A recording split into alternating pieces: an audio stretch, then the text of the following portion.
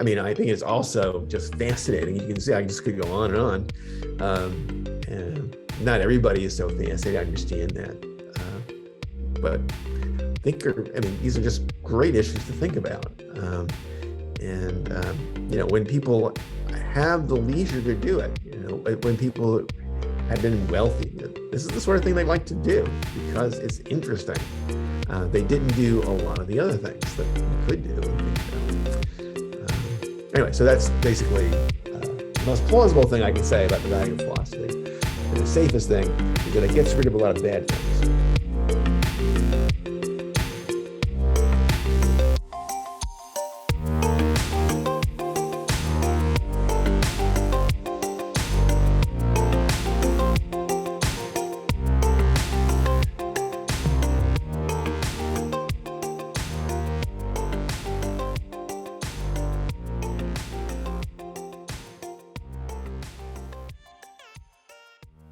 Welcome everyone to today's interview, where I'm very pleased to welcome Professor Roy Sorensen.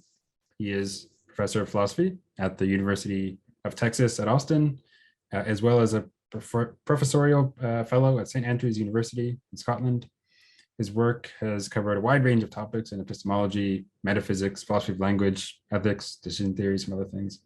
His books include Blind Spots, Thought Experiments, Pseudo-Problems, Vagueness and Contradiction, Seeing Dark Things, A Cabinet of Philosophical Curiosities, and most recently, Nothing, A Philosophical History. He also has a great number of published articles.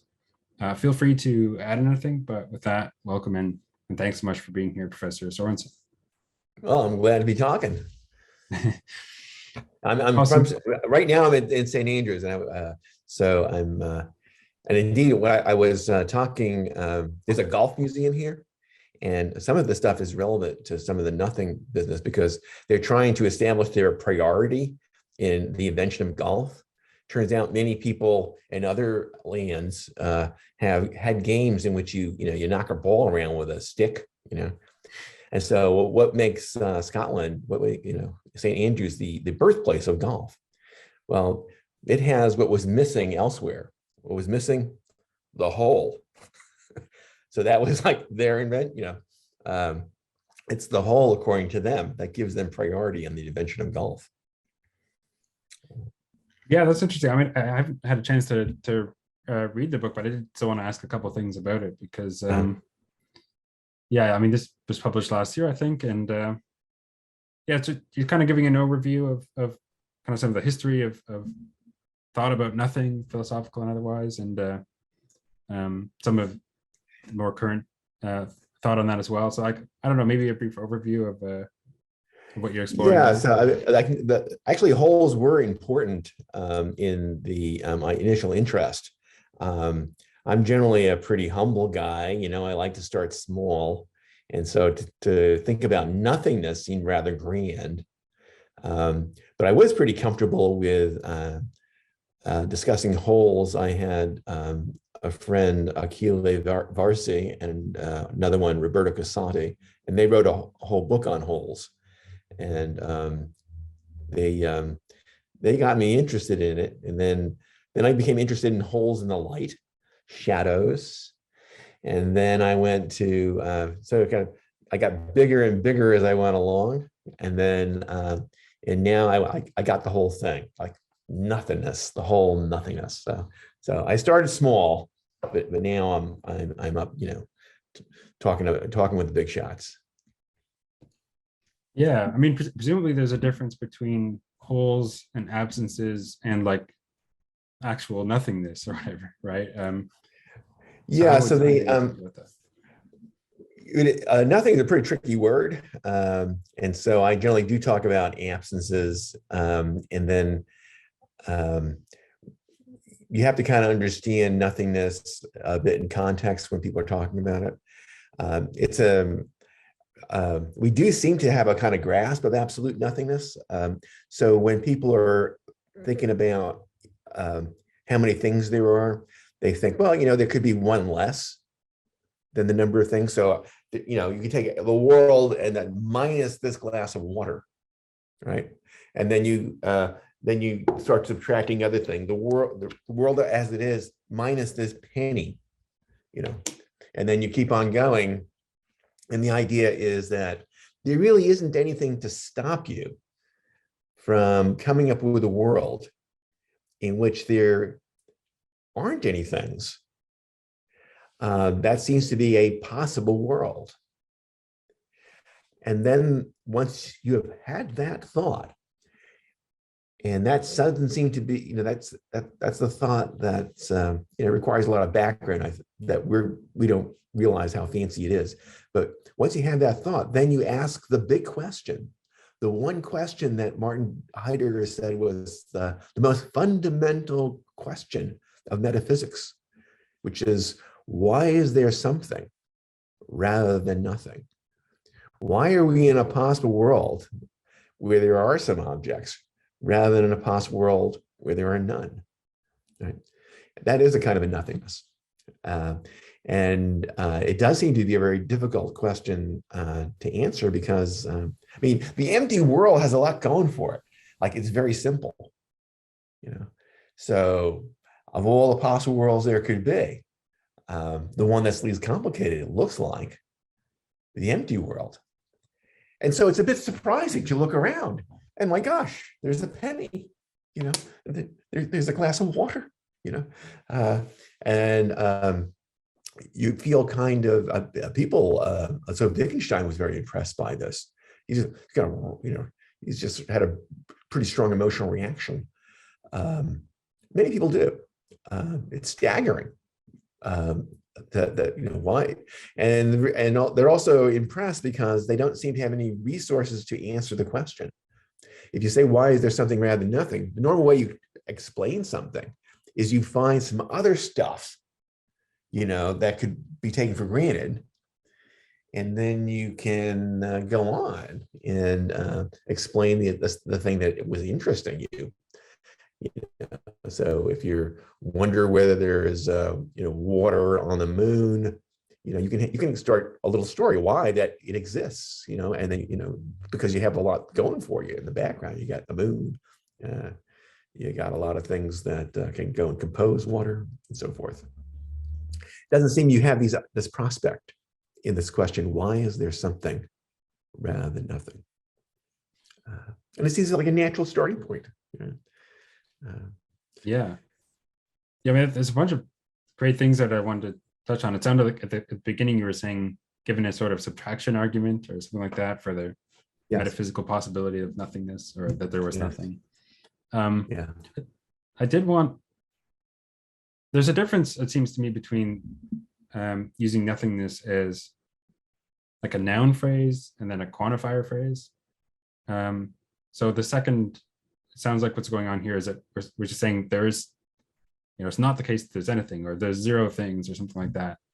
And we're not treating nothingness as a thing or something like that. And that seems fine to me, right? It seems like coherent. What seems incoherent to me is when we start treating nothingness as a thing or using the term as a noun phrase. I don't know, is that something you've thought about or talk about in the book? Or? Yeah, so, in fact, there are people who explicitly defend this. There was this medieval monk, Friducius.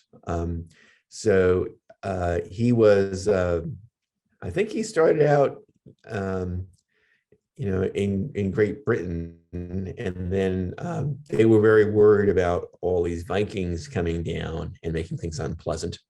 And so he went to Paris, where he was recruited by Alcuin, and he wrote a letter on letters of darkness and shadows, a letter on darkness and shadows, a letter addressed to Charlemagne, who may not have been that literate, but evidently make a whole conversation. And he actually defends the view that nothingness is a kind of wonderful substance from which you can make anything. And I can see you're a little reluctant to admit that it's a substance at all. You're there thinking, well, I can understand the word nothing when it's a quantifier word. When I say there's nothing in the refrigerator, you got that, but that it be a substance? Well, Freducius realized he must have had some of his brethren were doubtful. So what he did was he appealed to the Bible, and he has he has a kind of there you have the word of God is a divine revelation, and God never does say anything directly on the nothingness, aside from it being the case that everything's created out of nothing. It's mostly you have to read between the lines. And Freducius he's very much like a contemporary philosopher, like someone like Quine used to do, where you take a bunch of science and then you see what's implied by the science. And then you, as a metaphysician, feel entitled to think that those things exist. So, why does my metaphysical system include planets? Because there's astronomy, and astronomy assumes there are these planets, and astronomy is like a paradigm of rational activity. And so you've got a jolly good theory of these astronomical theories of the solar system. They entail the existence of planets, and therefore there are planets. Well, Freducius was doing the same thing, but with the Bible. It's same methodology, different canonical text. He's got a lot of in fact, I was just I recently wrote something about Freducius, explaining his view, and it's also in the books, somewhat differently, but in the book you do have people straight up defend it is a kind of and you do also get that impression when you read the existentialists. They seem to view the nothingness as a certain kind of powerful thing, and something you're worried about, and kind of menacing. Or here's another here. How about this to make you fearful of the nothingness? So imagine that there is a void. Okay. So this would be like there's just nothing there. Maybe it's the size of a beach ball. Okay. Now, if your head was put into that void, a lot of bad things would start happening to your head. The blood in your head would start to boil because there would be an absence of pressure. Your head would get very cold, right? Because there's no energy. It'd be like being in outer space there, right? And so shortly, the void would kill you. How does it kill you? It kills you by what it doesn't do, not what it does. I'm looking forward to a horror film that has this thing. I mean, suppose, Troy, that you saw this basketball-sized thing heading toward your head. Wouldn't you dodge it? What? No, wow, I'm getting out of the way of the void, basketball-sized thing, because it's a killer, but it's a strange kind of killer. So what I want to see Hollywood come up with is a monster that is just this nothingness. And he would do all these amazing and gory things to people. We may see this come to pass, incidentally. A lot of philosophy ideas do get into these films. They don't footnote the philosophers, but that's, I think, where they're coming from. No, that sounds good. I mean, I was thinking about I've talked with Graham Priest before, and he's written on nothingness, and his view, I take it, is something like he kind of accepts my concern that it's like there's something incoherent about it, but accepts it anyway, right? Because contradictions and so on. Yeah, he's pretty bold. So he does think that just the quantifier phrase is not enough, and then he has these highly intelligent arguments that you kind of get you in that direction, and he's he argues it for he's a very interesting guy this way, because it's like for the first time, there is someone who's in Western philosophy who will defend that, there really are these contradictions that are true. And I guess they're also false, but they're real. And that was always something that you would accuse other people of holding, but you would never hold it yourself. It was like in some of these cultures where the other guys are cannibals, and everybody would accuse one another of being cannibals, but no one really, no one need be a cannibal. But Graham Priest, he basically says, I'm a cannibal.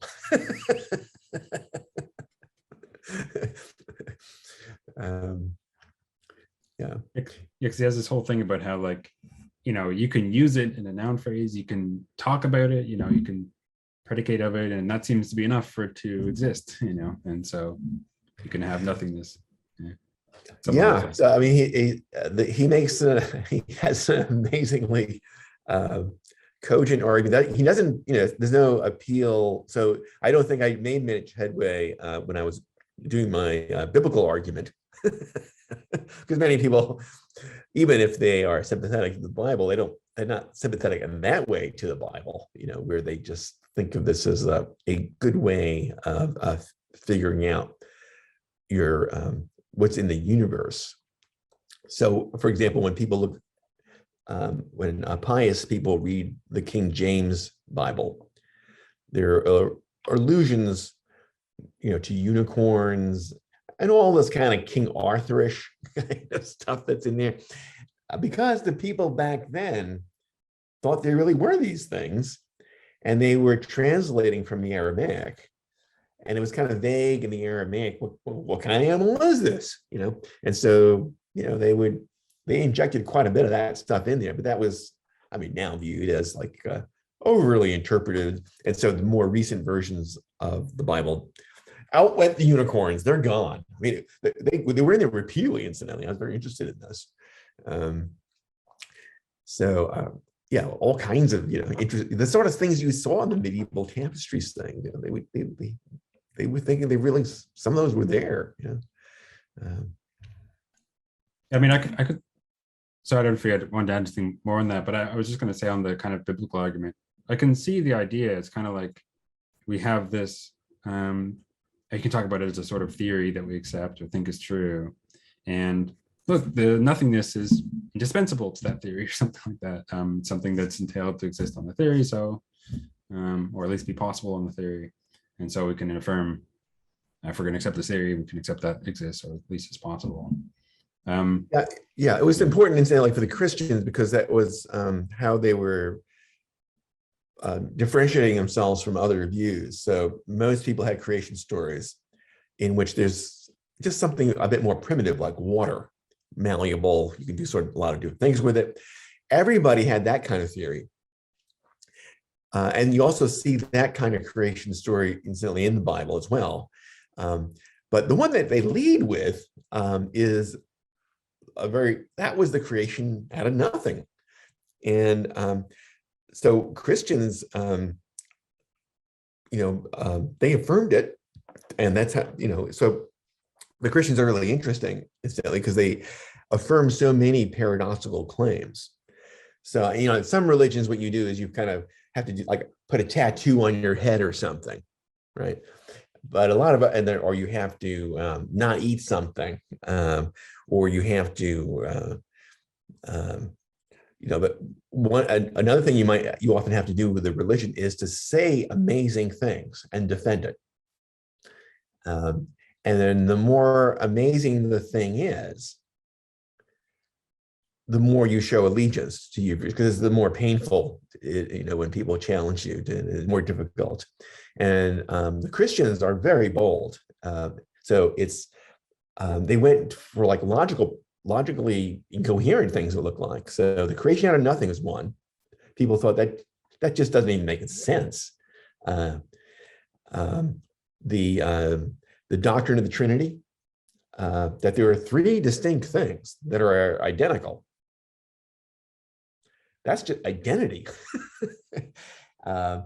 So they have remarkable doctrines that they were forced to develop and defend. I mean, that was and they become, at first they would just had a reputation of being irrational, but they didn't want to admit this. They wanted to say, well, it may be there's some room for faith, but it isn't that we have a crazy view. It's just that it may not be entirely rationally compelling. You need some divine revelation as well. You have to kind of go beyond the evidence. That's what most views, like settled religions like that, they don't want to so the Christians didn't want to concede, for example, that Islam was more coherent.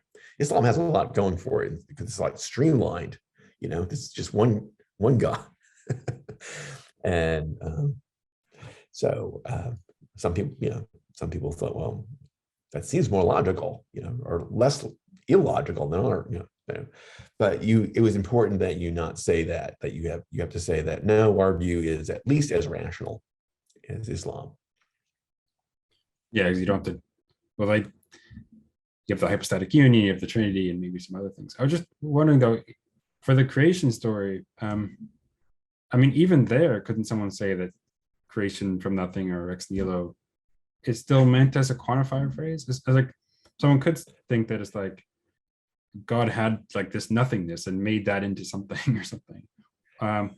Or you could interpret it as saying that God made the world and there's not something out of which he made it, and that could be the same, expressed the same way. Yeah, I think that's a more promising way to go. So do I. And then and some do go this way. So there's some quite logical and astute Christians, and they will try to spell out an alternative that is less strange and does not commit them to something as bizarre as all this kind of nothingness stuff, so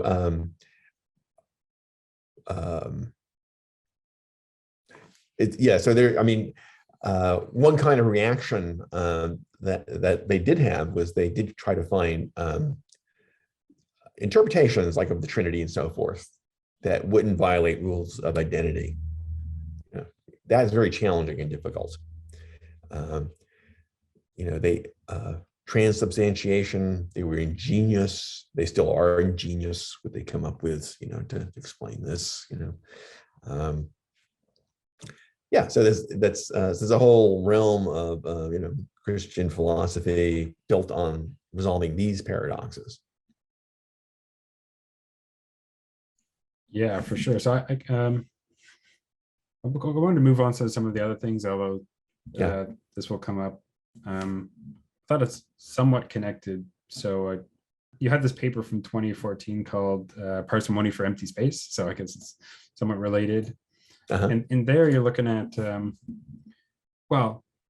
parsimony has to do with simplicity, positing less, or having a smaller ontology or properties, relations, and so on. So that sort of thing. And you want to apply that to space and time and even possibility itself. Do you want to kind of expand on that briefly? Yeah, so generally talk about simplicity is very popular among scientists. I was especially impressed with their affection for simplicity because they do tend to like many postulating fewer things. It's somewhat controversial in philosophy. David Lewis, he maintained that the only kind of simplicity that matters is what types of things you pick. So having fewer types of things, that's relevant and better to have fewer types of things. But he denied that it matters how many of those types. This was important for his amazing view that there are infinitely many possible worlds that are just as concrete as the actual world. people he would elicit what he called the incredulous stare, that people were just amazed that he could say this thing.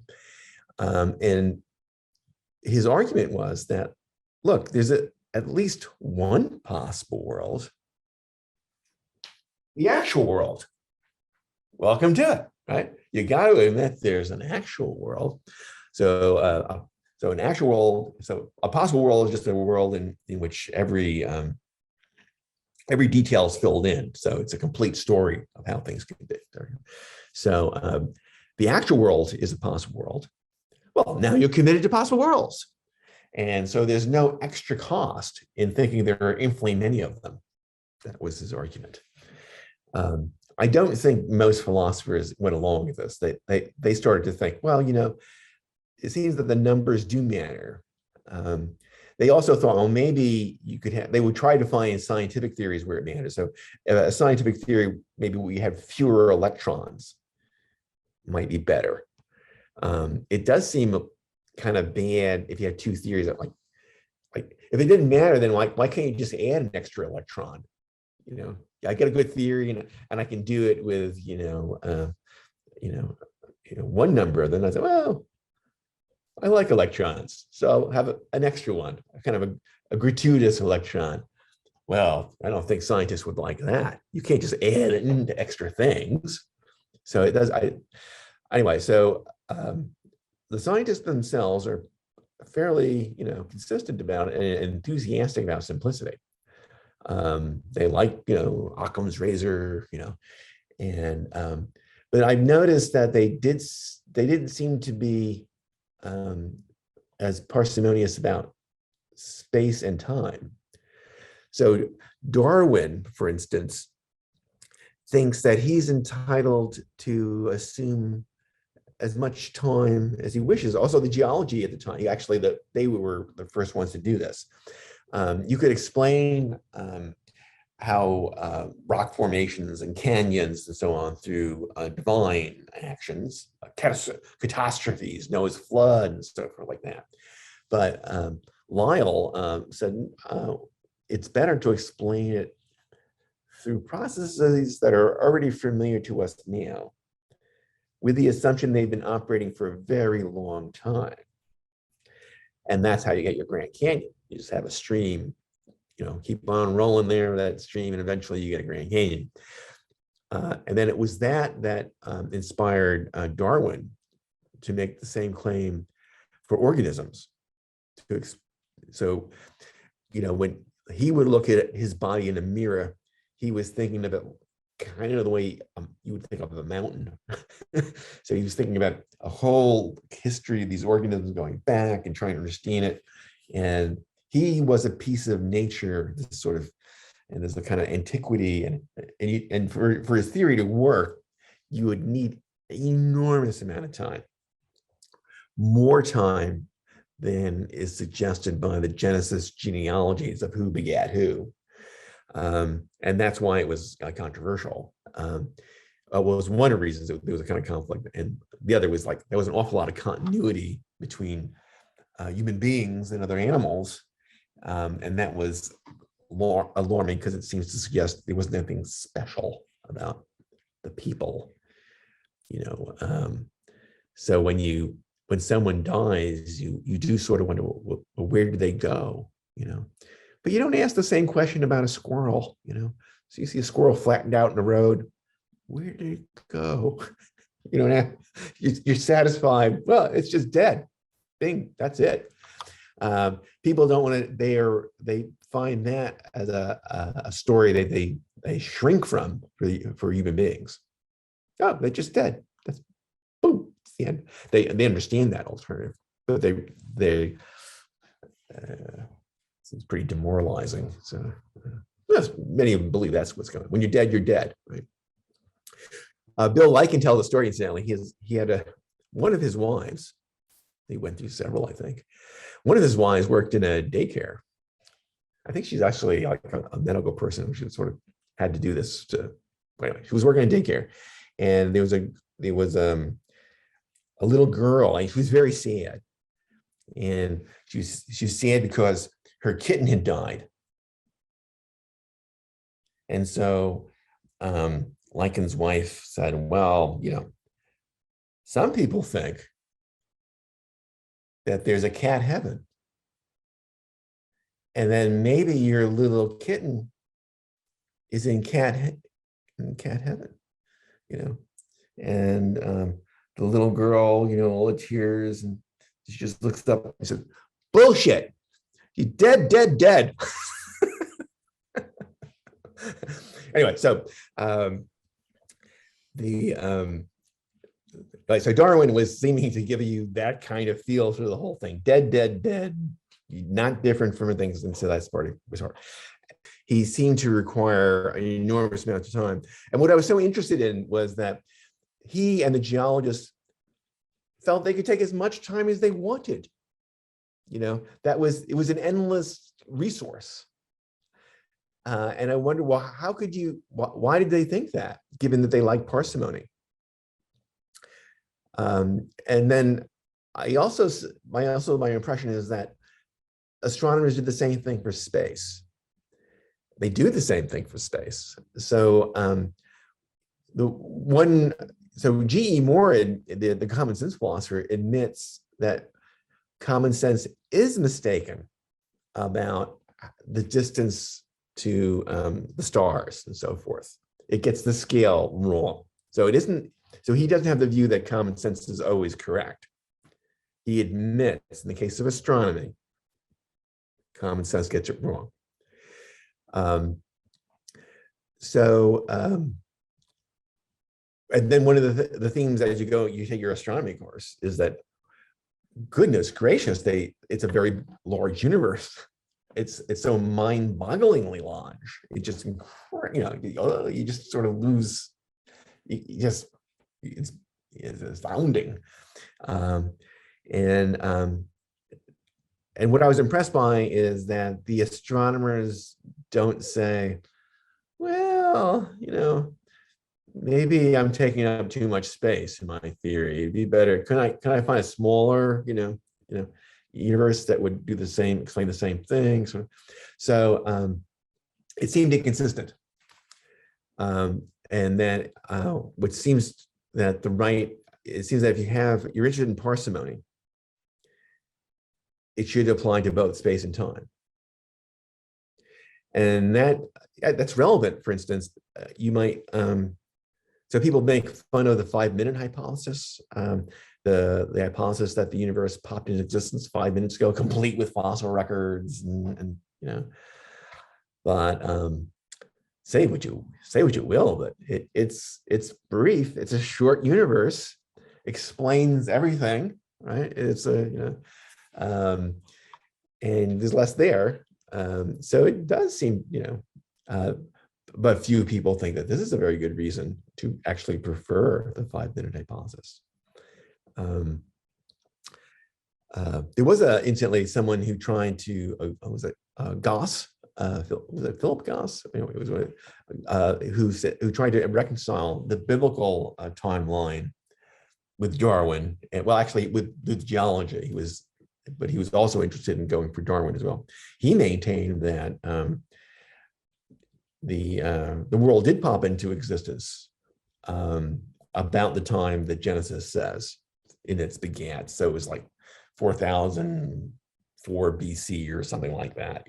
Something, and the beauty of the idea was that you reconciled these two things, right? You reconcile your science. You can keep all your science. Now, it doesn't mean you keep it in the sense that it isn't that you think they really were dinosaurs. It's just that they were these skeletons that look like they were of dinosaurs. You can still drill for oil where you thought there should be oil. That still works. And actually, that was the inspiration for Russell's 5-minute hypothesis. But Gauss was serious about it. He wrote a whole book. And he thought it really solved the whole enigma. It was, and there was a kind of a signature riddle that he was like, did Adam have a navel? That was the question that the medievals debated, because if he had a navel, then it's superfluous, because he was just created with, and he didn't have a mom. On the other hand, if he lacks a navel, then he's imperfect. Poor devil doesn't have a navel, you know. So it seemed that was a dilemma. And the solution was, Goss says, is that Adam did have a navel, but he was created, but it sort of looks like, you know, it was just sort of, it was just the price of having a kind of a normal human being. It's a misleading thing, but thank goodness it's all clarified, you know, in Genesis about how old things really are. So God's not a deceiver. It's just that you have to kind of make it, you know, for it to be orderly, you know. So Yeah. it looks like it's been around a long time. So a lot of people said, "Oh, Goss, aren't you making God into a big liar?" I don't think so. I mean, take Central Park, right? It looks like it's been around, it's like primeval forest or something like that, or like a long time ago, right? But it was 1858 it was made. They just like made it up.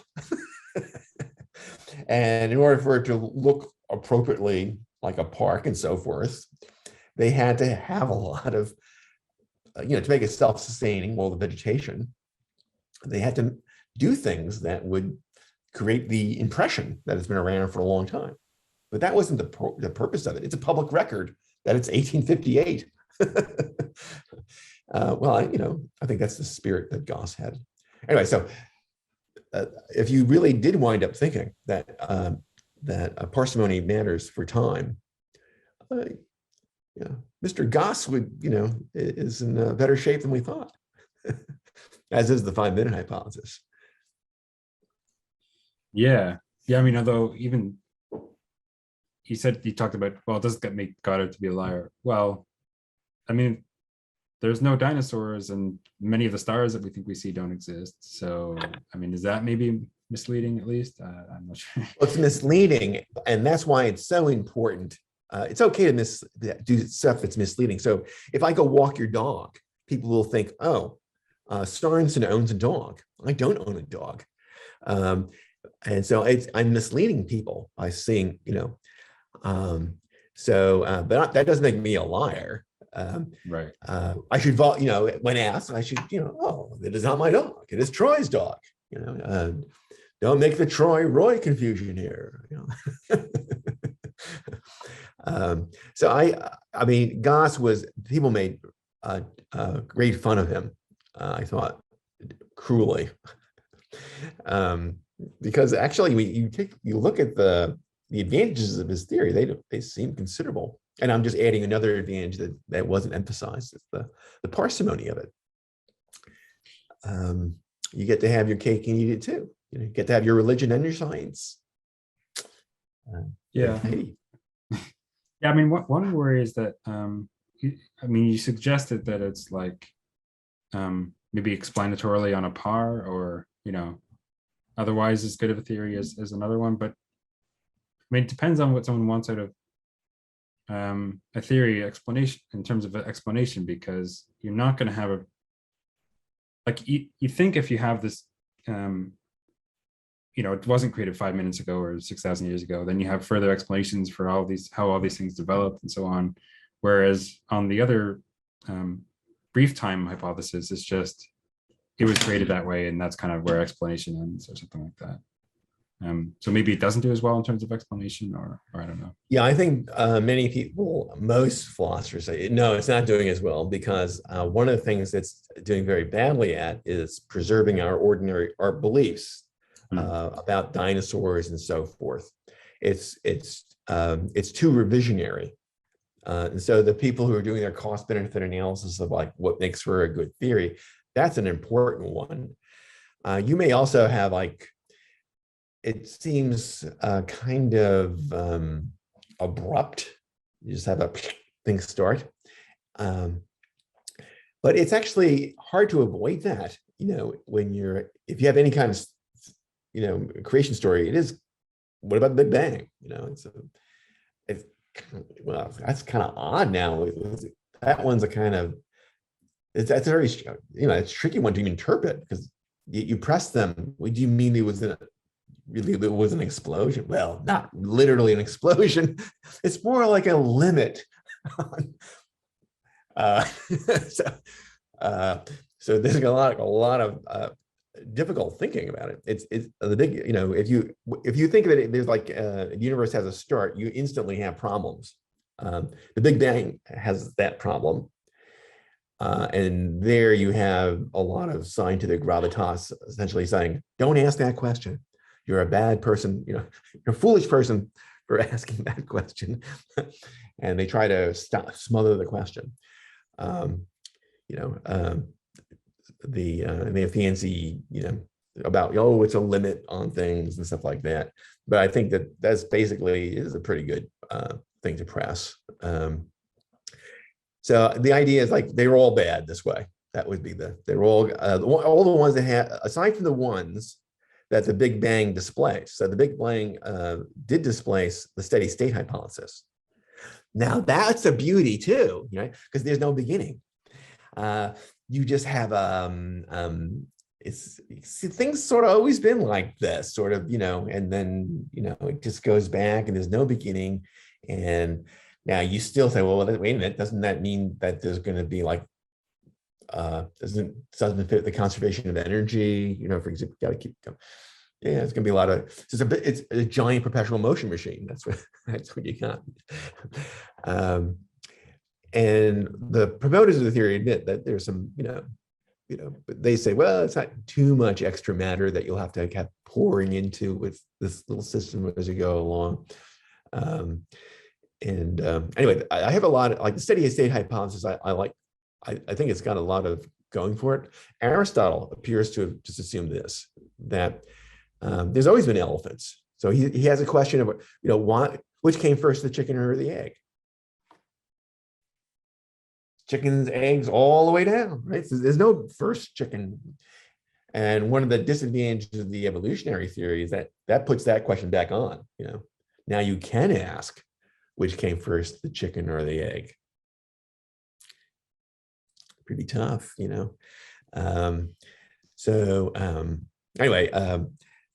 I think that the 5-minute hypothesis is like a bit more difficult to dismiss. Admittedly, there is one problem with the 5-minute hypothesis that some philosophers now stress. Susanna Renard, for instance, picking up on a point by Fumerton, said, well, look, if you were only around for if you believe that you were only around for 5 minutes, then you don't think you have enough time to evaluate any complex arguments. So if you were to believe that it's only 5 minutes, then you can't think that you arrived at this through any kind of argument that requires like a lot of steps. You'd have to be a quickie argument. And philosophy arguments are not quickies. So she thinks that if a skeptic, certainly you shouldn't believe these things, and even to take them seriously is self-undermining. So a skeptic generally tries to project themselves as they've thought of the arguments, they're weighing the arguments, they're logical people. That's why you are worried by them. You're not worried about the madmen, that are, on the bus and so on. So, I ride around in Austin, Texas, and there's air conditioning in these buses. Oh, people want to get in where the air conditioning is. These and the environment is like there's no substantial winter, so it attracts many people who are without a regular home. But it is extremely hot. Right now, I'm very cool here in St. Andrews. Tempted to put a sweater on. It's 98 degrees. In Austin, Texas. So people out on the street, they just get into the buses, they ride around. Most of them do it quietly. not all of them. Some have much to say, but that doesn't, it doesn't trouble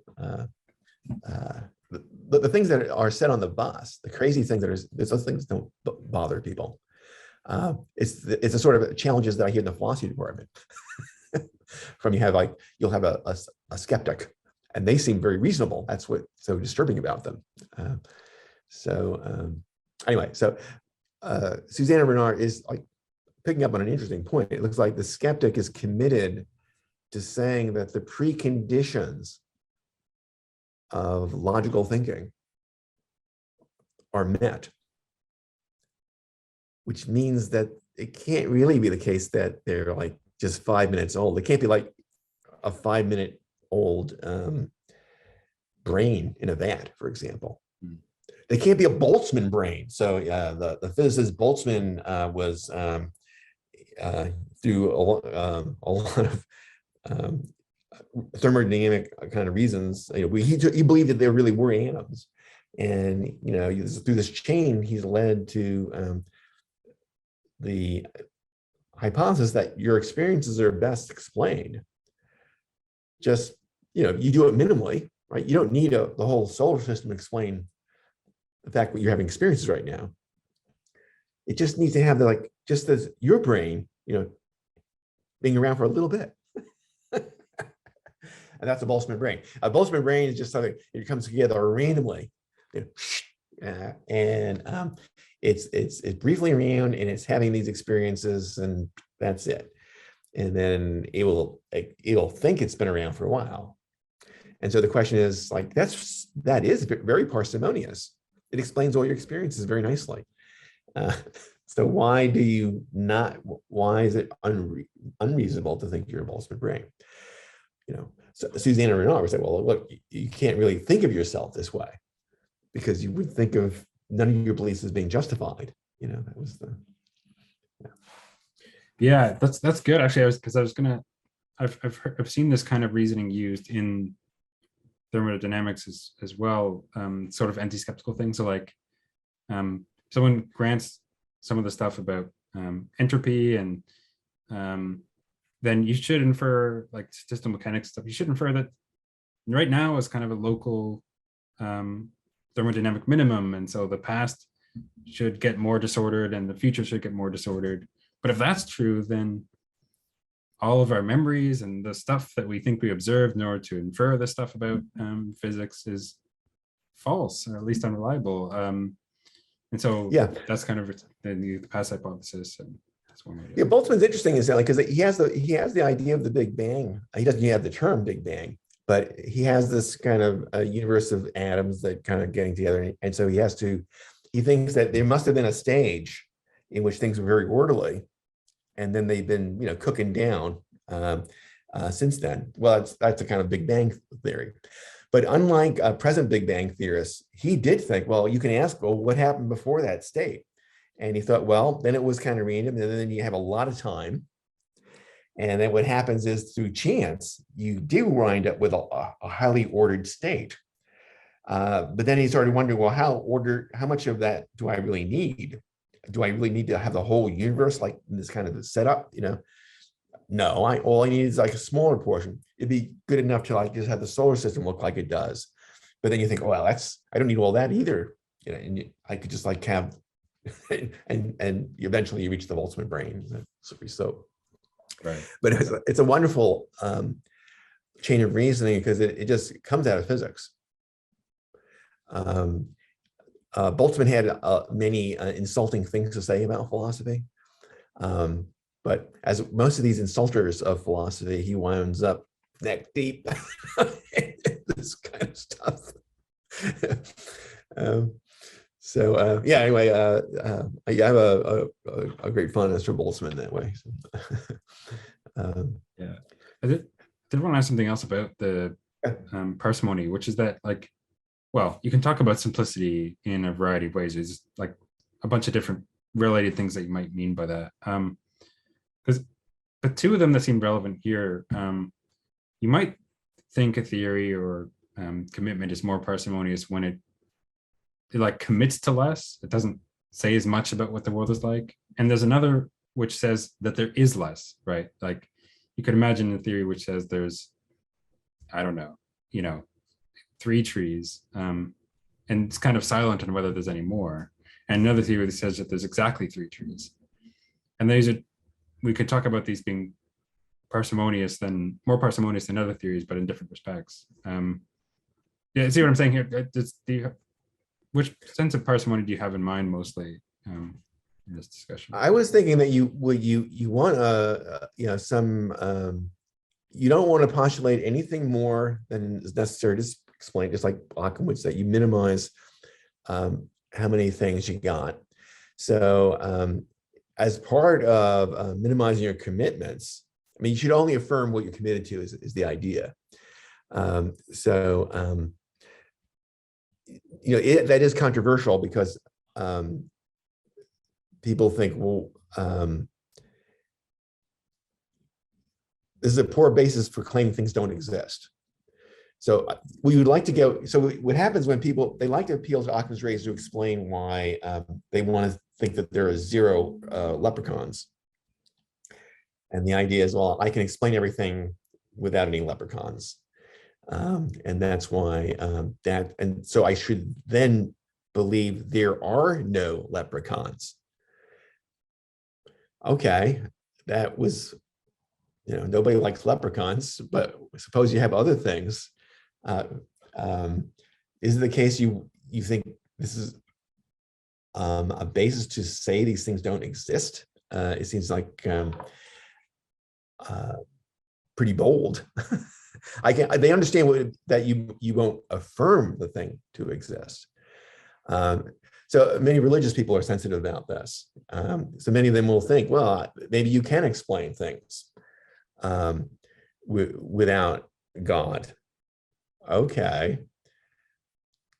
Are you going to be an agnostic? Are you going to say, well, I don't know? Or are you going to be an atheist? Like many atheists want to say, oh yeah, and then I should be able to say, just like the leprechauns, they're no gods. I don't need. And then they have some doubts about the rationality of that. They think at most a kind of agnosticism. And maybe just a weak kind of agnosticism. Maybe you think that, it just, you wouldn't be kind of rationally compelled to affirm that God exists, but it wouldn't mean that you would be irrational, they think, to think that God exists.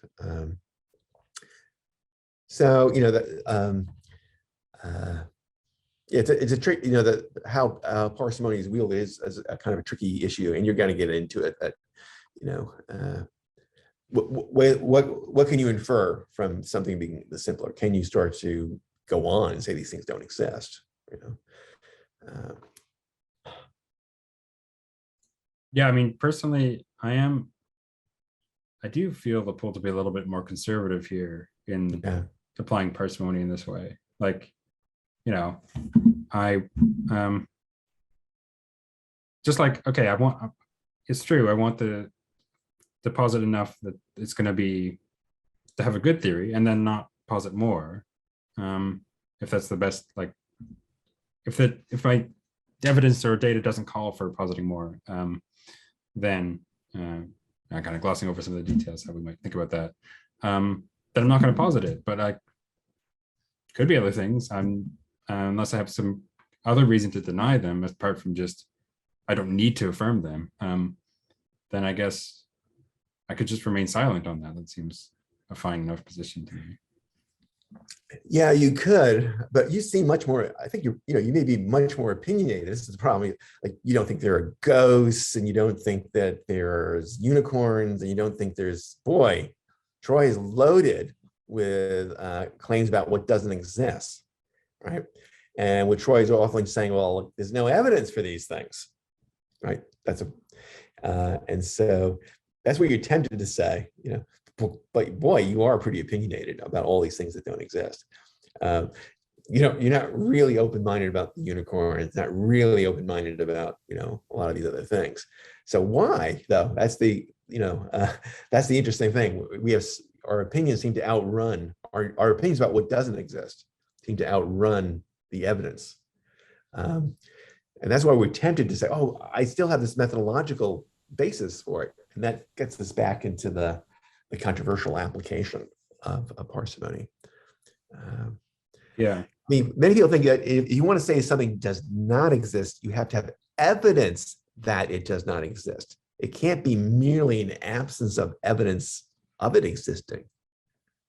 Your beliefs have to be, it has to be based. And so that's, yeah. So maybe you have evidence that there's no perpetual motion machine because you go through the proofs or something like that. Well, if something excludes it, but for the most part, we don't have that much of that. Yeah. I was going to say the examples you give, like there's maybe some evidence against them existing, but yeah, maybe it's that we do have this, or at least many people do have this ontological bias, I guess, for at least moderately desert landscapes. Or if you have something like, if you think probably most of the things that could exist don't. most possible things are alien, to use kind of evolution. Yeah, so theists in particular, they're concerned, monotheists are generally just like one God away from atheism.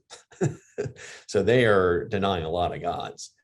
And so they're very eager to, and some of them think they do actually have arguments that there could be at most one God. In particular, they think that given that a God has to be all-powerful, then there can be at most one of those, because one could become an irresistible force and the other one an immovable object. But that's impossible. They're happy about that. You might think, well, wait a minute, why does the God have to be all-powerful? In most cultures, they're not. In those cultures, they're battling, and it's a fair fight. It's like Star Wars. It's like,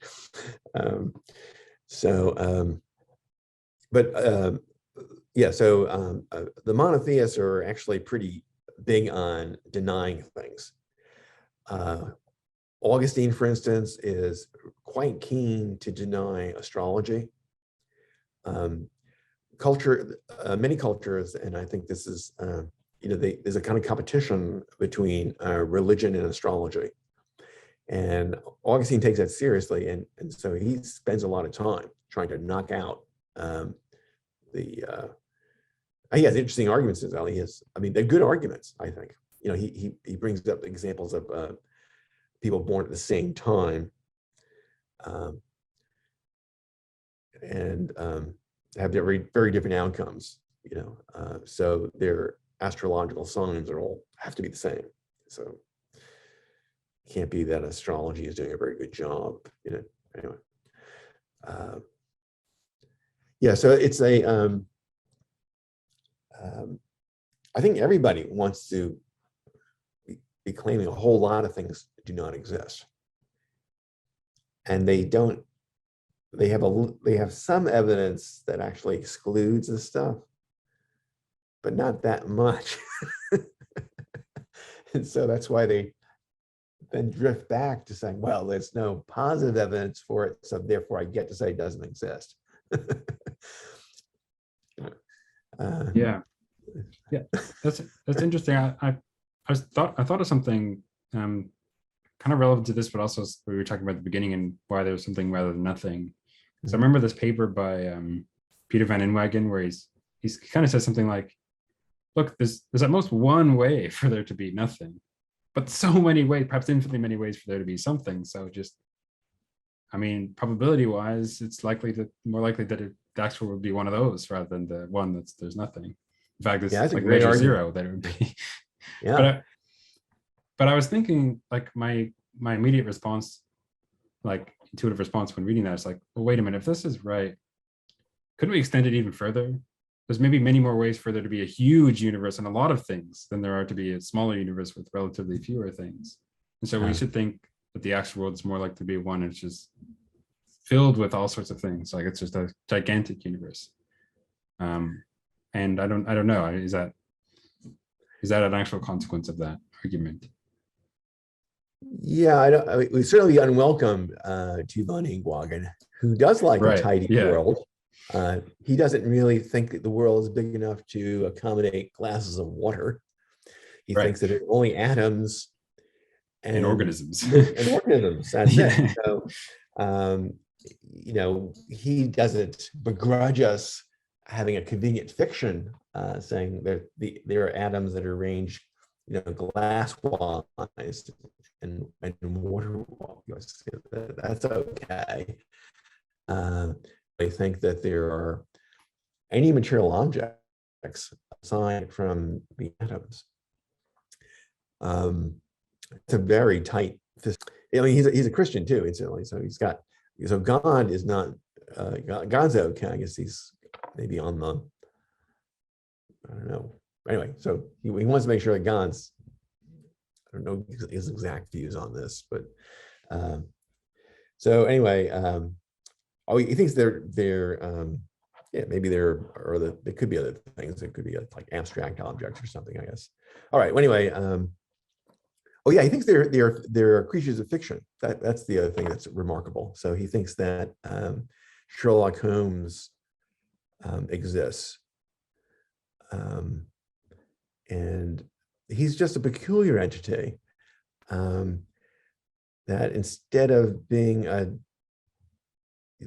the property of detective being like it's just being him having, he has this other relation to that property, a special relation that fictional things have. Anyway, he's a very fancy, interesting view in his article called Creatures of Fiction. Yeah, I'm impressed with von Inwagen's argument, although I think he underestimates how many ways. I think that you could have many ways for there to be an empty universe. There's an argument by John Carroll that was, so John Carroll was individuating possible worlds by the laws of nature that govern them. So you could have maybe a world that was running sort of like Aristotle was thinking, or a world that was running like Newton thought things, like laws of motion would be different. So, on this kind of Aristotle picture, the object moves for a while, slows down and stops. For Newton, if there's something and it's moving, it continues to move in a straight line forever. So you can imagine two empty worlds that differ because they have different laws of nature, and so they seem to be different worlds, and because they can say, well, if there was, if you were to have a particle in it, then it would, it behave differently in one world than the other. And then how many of these worlds are there that have different laws of nature? Well, there are infinitely many. So maybe there are infinitely many empty worlds. In other words, stop thinking in terms of like its population of entities. Think about how that universe runs. If it runs by, if you can have laws, without there being any objects in there, then we're off and running. Yeah. Yeah, you need that that laws work that way, right? That they could have two empty worlds yet differ because there's these different laws of them. Right. So, I mean, technically, I don't think Aristotle he's not actually that good an example here, because Aristotle thinks that particular things are more fundamental than the universal things. So, but just imagining something, a different view, sort of Aristotelian though, about like just had this kind of view of how objects behave. It's the same kind of point. You can have a rule, you can have a possible world where there's an inverse square law or inverse cube law, at least according to many people who don't want to have the universals, playing second fiddle to the particulars. Plato, for example, universals was primary. Yeah. So just to wrap up on the parsimony stuff, you also in that you want to extend this to talk about possibilities. So maybe not posit more possibilities than are required, maybe? Does that lead Yes. you to sort of necessitarianism, or what would you say? Yeah, that's what, so as you started thinking about, well, how many possible worlds, we were agog at David Lewis's, he has all these, he got infinitely many of these things. Well, that's too many worlds, David. And then you try to reduce the number of possible worlds. Incidentally, Lewis is not satisfied with just a low order of infinity.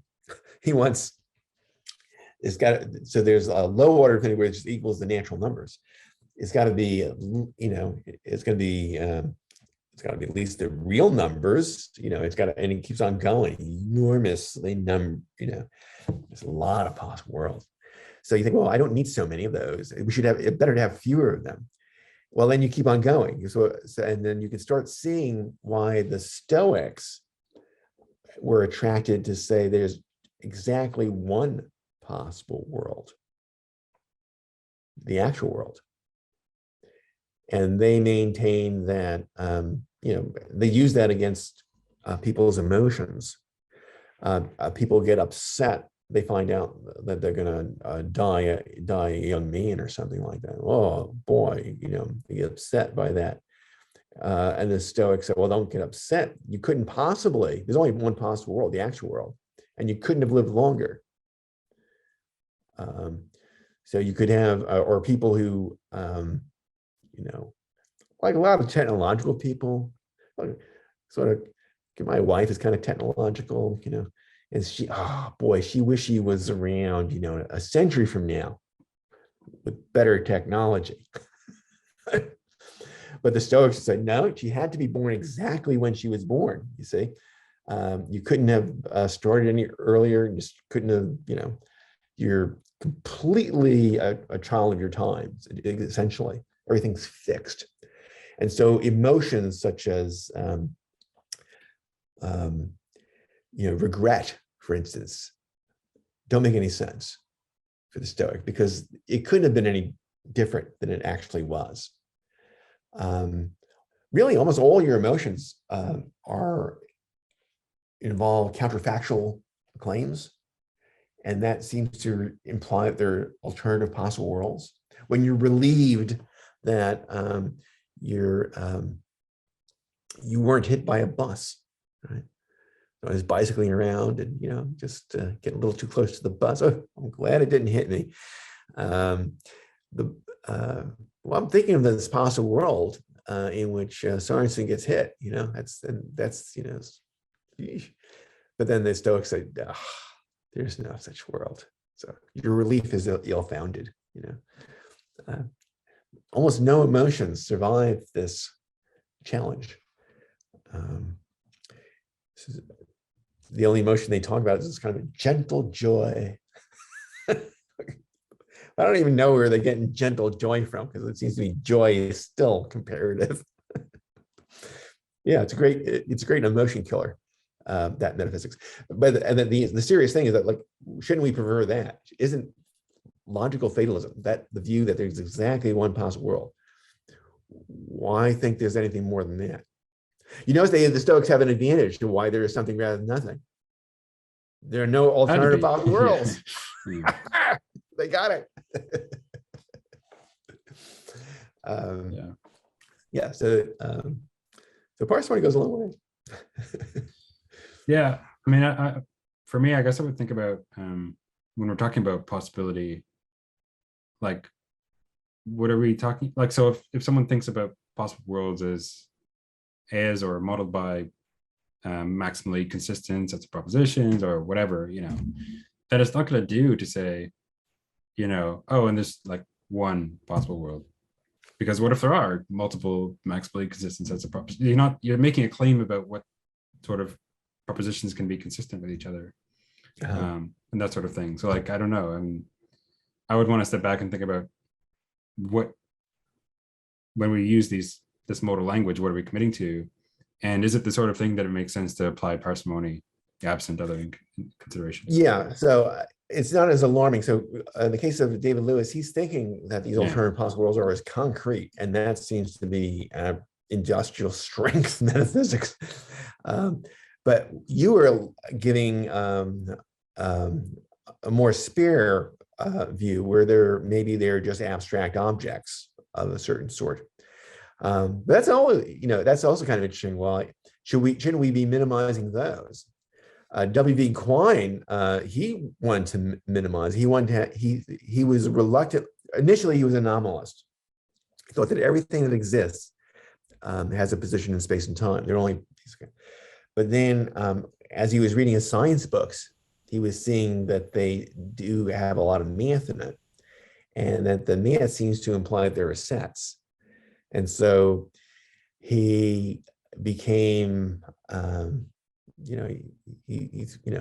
kind of gave up, and he dropped his nominalism, and he believes that they were abstract entities.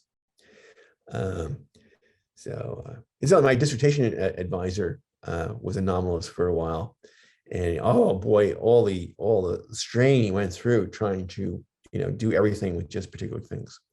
Then he got tenure, and then said, "Well, there are sets." He gave up. Anyway, so you might think, well, maybe it's pretty innocent. I'm not worried about how many abstract things that there are, but still, it seems like parsimony would apply there. One of the appeals of nominalism, the view that there are only these particular things, is that you get rid of these spooky things, sets. They are weird, right? Like the null set, it's a strange set. There's nothing in it. It's supposed to be, built out of the members. But that one's like a weird one. They're also kind of so. I used to say instantly that the null set was my favorite set. I would do this in these classes, and then I'd be in other classes. So those were classes maybe I was doing, some logic-y sort of thing, or I was doing, something that made the null set really important. I was trying to, show how the logists had a shot at reducing all of math to logic. But then I would be in these other classes, and I would talk to other students, and I would say, well, my favorite set is the singleton set. So a singleton set, the singleton set that contains just me. So this is a set that contains just Roy Sorensen. And why is it my favorite? It's because it depends on me. It's an abstract entity, but it depends on a concrete individual, me. It's my personal set, so that way, and I'm the more basic thing, you see. So you generally think of these, or if you think of Plato, you think the sets are sort of, or the abstract things are the primary things. I need to thought that way. But if you just consider sets, you see, well, actually, there are these contingent abstract entities. The set need not have existed, because I need not have existed. So that they are contrary to stereotype, these singleton sets. So maybe right now, Troy, you're thinking about the singleton set that contains just you. It's pretty cool, right? It depends on you, Troy. If you weren't around, it wouldn't be around. So you ground that set. So you're the more basic metaphysical entity. Something. Yeah. I recently had Mark Balaguer on, and he talked about his book, kind of recent book, Metaphysics, Office to an Illusion. And he has a sort of, well, he calls it non-factualist, but a sort of anomalous view, fictionalist. I found it kind of appealing. I don't know quite exactly what to think about it, but but I guess it gets a bit weird though if you want to just going back to the possible worlds thing, and if you're talking about, let's say that what a possible world is, or a model of a possible world is these sets of propositions. Well, okay, maybe if we're going to be parsimonious, there's fewer sets, and maybe there's only one, the one that is or models the actual world. Well, one concern with that is that like, then any, proposition that isn't in that set is, well, there aren't any, right? Or something like that. Or there aren't any other sets of propositions like that. So we couldn't even meaningfully say anything about how else, other ways the world could be. It seems like a weird thing to say. So we run into those issues maybe. Yeah. So logical fatalism has lots of it scores lots of points on parsimony, but parsimony isn't the only thing. You have these other things and I think that's how you normally have to treat these things. You have to, well, but it seems like the default is to start with the simplest thing. And then you have to introduce considerations that would make you complicate things. So in ordinary life, you seem to be doing the same thing. If you hear, some buzzing, you think, well, there's a wasp, one wasp that would count for the buzzing. That could be wrong. There could be multiple wasps, but you generally start small and then you get surprised. There are two wasps, or three wasps, but you want to, in ordinary life, we're respecting parsimony as well. Seems like it's like part of problem solving too. Like if your tire gets a flat, it could be due to there being two holes or three holes in your tube, but that's not where you start, right? You start with the hypothesis there's a single hole, and that guides your hunt. So even with holes, incidentally, it looks like you want to minimize how many holes there are. So you're minimizing how many absences there are. So parsimony for absences. So I think that people are showing a lot of commitment to parsimony, and then it's like that'll win, unless you can nudge us to thinking we've got to have two. You see these two wasps. Okay, well then there's got to be at least two. That kind of. Yeah, interesting stuff. So let's see. I did want to talk a bit about some of the other stuff we worked on. And actually, it's been about 20 years or so since you published Vagueness and Contradiction. Yeah.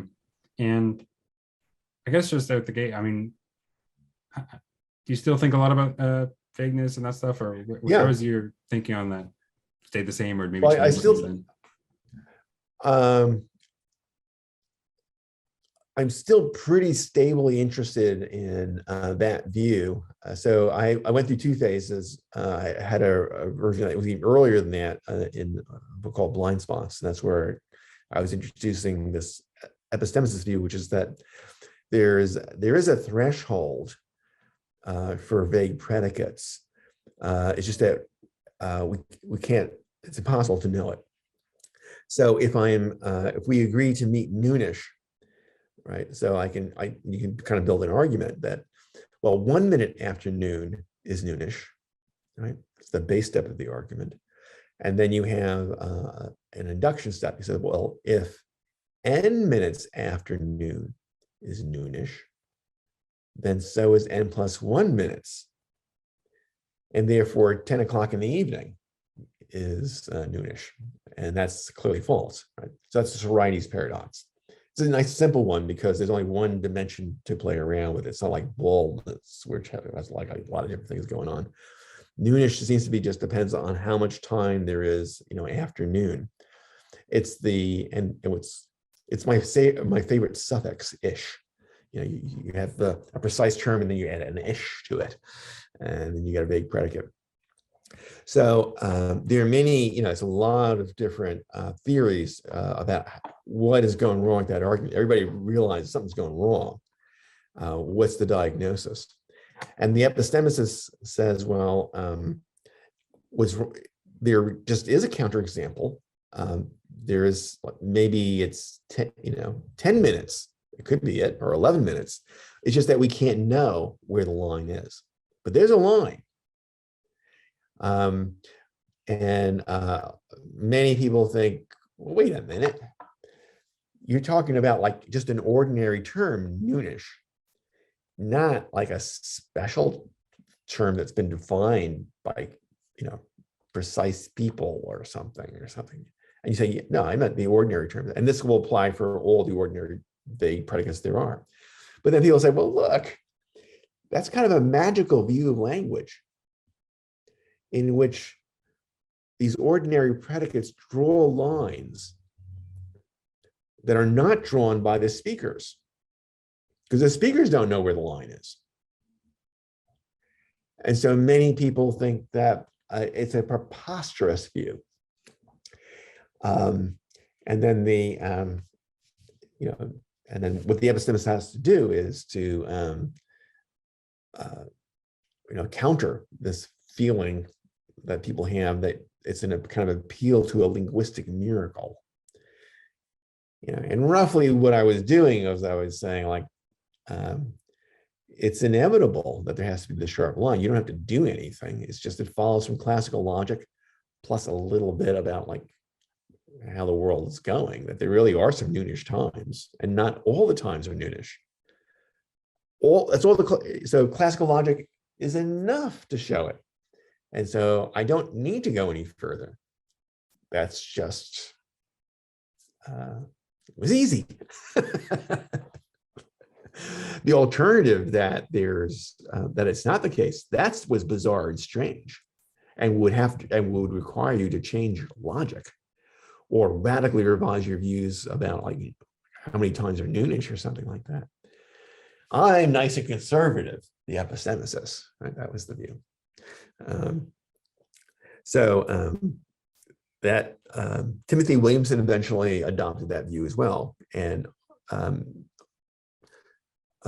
argued very well for it, and so kind of made it into one of the mainstream positions that you could hold. Still not the most popular one, but there are many theories, and then later on in Vagueness and Contradiction, I had another variant of this kind of view, but that's the basic idea of epistemicism. I still think about it's still like interested in defending it. I was just talking yesterday with someone, and they were, they're interested in the theory, and they have new objections and so forth, and so I kept alive thinking about that kind of stuff. That had some further thoughts on it, but that's kind of so it's a wonderful paradox, and then with an amazing kind of incredible solution. I myself find it incredible. And that's partly what that second book was trying to explain. Well, why does it seem so incredible to me? And then it was kind of a meta paradox. It should be that this should be kind of pretty straightforward. We just have to accept this astounding claim. It's just, it's like, so, it turns out that like for if you launch an object into space, it'll go out, to achieve escape velocity. It might not do it because one raindrop hits it, and then if that one raindrop hits it, it crashes to Earth. But if the one raindrop misses it, it goes out indefinitely out into space. One little raindrop that can make that kind of difference. Well, it's kind of amazing. But that's physicists say that is what's going on. Well, then the thought is 1 minute can make the crucial difference between noonish and non-noonish. We have to just adjust to this amazing fact. Yeah, it's like very cool. There's a few things I want to touch on. One is, just to be clear, the kind of epistemicist argument that is going on, well, in there was like, you have this two premise argument, 1 minute after noon is noonish. If n minutes after noon is noonish, then n plus 1 is noonish. And conclusion, whatever, 10 p.m. is noonish. It's valid. the first premise is true, presumably, unless we think that it's like meaningless or false. I don't know. And so if it's unsound, which we think it is, the second premise has to be false. But if that conditional premise is false, then there is some n, which is noonish, such that n+1 is not noonish, and then you get the sharp boundaries out of that. Yes, you presented my view better than I did just then. Yeah. So I thank you for that service. So I guess what are the possible responses? You mentioned that that someone could reject the logic, or you think that this might be the wrong or inappropriate logic for dealing with claims about fake predicates. I guess I would probably go that way. I guess that's where I lean. I don't know. But another way that someone could go is to say that vague predicates aren't really meaningful in the first place, or statements involving them aren't meaningful. So last month I talked with Michael Huemer, and his view was that, look, when we make these statements, we're attempting to express a proposition. Propositions are these abstract entities that are fully specific, non-vague at all. And when we make a kind of vague utterance, we fail to specify which precise proposition we're expressing. It's kind of ambiguous between different ones of them or something like that. And so really, strictly speaking, what we said wasn't meaningful because it didn't express a unique proposition. And so no real issue. We don't get paradox because just meaningless statements aren't true or false. There's no worry about that. Did you ask Michael, well, what about the things you just said, Michael? Are those meaningless? Yeah, well, I think he has to kind of grant that, but that there's something we can recover somehow in these statements that isn't exactly meaning, but something else. And I guess to me, it's like, why don't we just call that something else meaning? I don't know. Like, it seems like this doesn't really solve anything. Yeah, well, even that second remark, is that meaningful? Yeah. It looks like, I've taught Huemer's book, The Veil of Perception, and it seemed like a meaningful. I took it because he's particularly clear in his meanings, but his whole book is meaningless because it's just full of vagueness. Right. And so, I've been having my students pay money for a lot of meaningless stuff, and so, I think that is a serious problem with Huemer's view. It resembles a view that of Peter Unger's view, which he did say it was vague predicates are incoherent, that there's sort of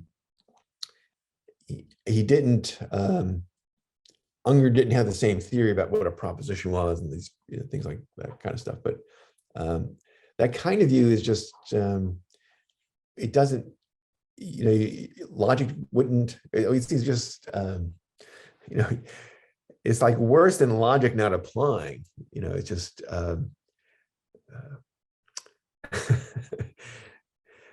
anyway, indeed that would be one way, but you can't even articulate what the view is. It seems self-defeating. Huemer would like to say, well, I have another view, and in this view the statements are meaningless. But then you ask, well, wait a minute, what about that view? Is that meaningful? And then he has to say, well, no. And then he said, well, and then the last thing you just said, the no, was that no? That was all. So there just doesn't seem to be anything meaningful going on. So I don't care for that solution. I think that we are speaking. It's pretty rare that we drift off into meaninglessness. I've done it sometimes, but that's for the most part, I'm saying meaningful things, and it isn't that hard. I don't think there's anything wrong with vague predicates. Occasionally there's some meaningless, but it's pretty unusual. So that's part of what I'm assuming with the epistemicism. It's a conservative view. It says that most of our ordinary beliefs can be mostly true. There are, my mother exists. There are mothers. There are glasses of water. There's there are spectacles. There are pennies. These are all things that are. So, boy, you better have that view come out correct. When Huemer is arguing against the skeptic, he wanted to say certain things. He wants to. Huemer is a defender of common sense, and so the idea is that he's even more of a defender than G.E. Moore is. But what would happen to your defense of common sense if it turns out these common sense statements are meaningless? I don't know. So I doubt even the consistency of the view. Just catch Huemer in another mood, or you can get him on another topic. So I'm more concerned about views that will alter the logic a bit, and then they try to. So one view that's very popular is supervaluationism, and that's a view in which it's a little bit of maybe lack of meaning, you might think. Well, they're truth value gaps. There are statements that are neither true nor false.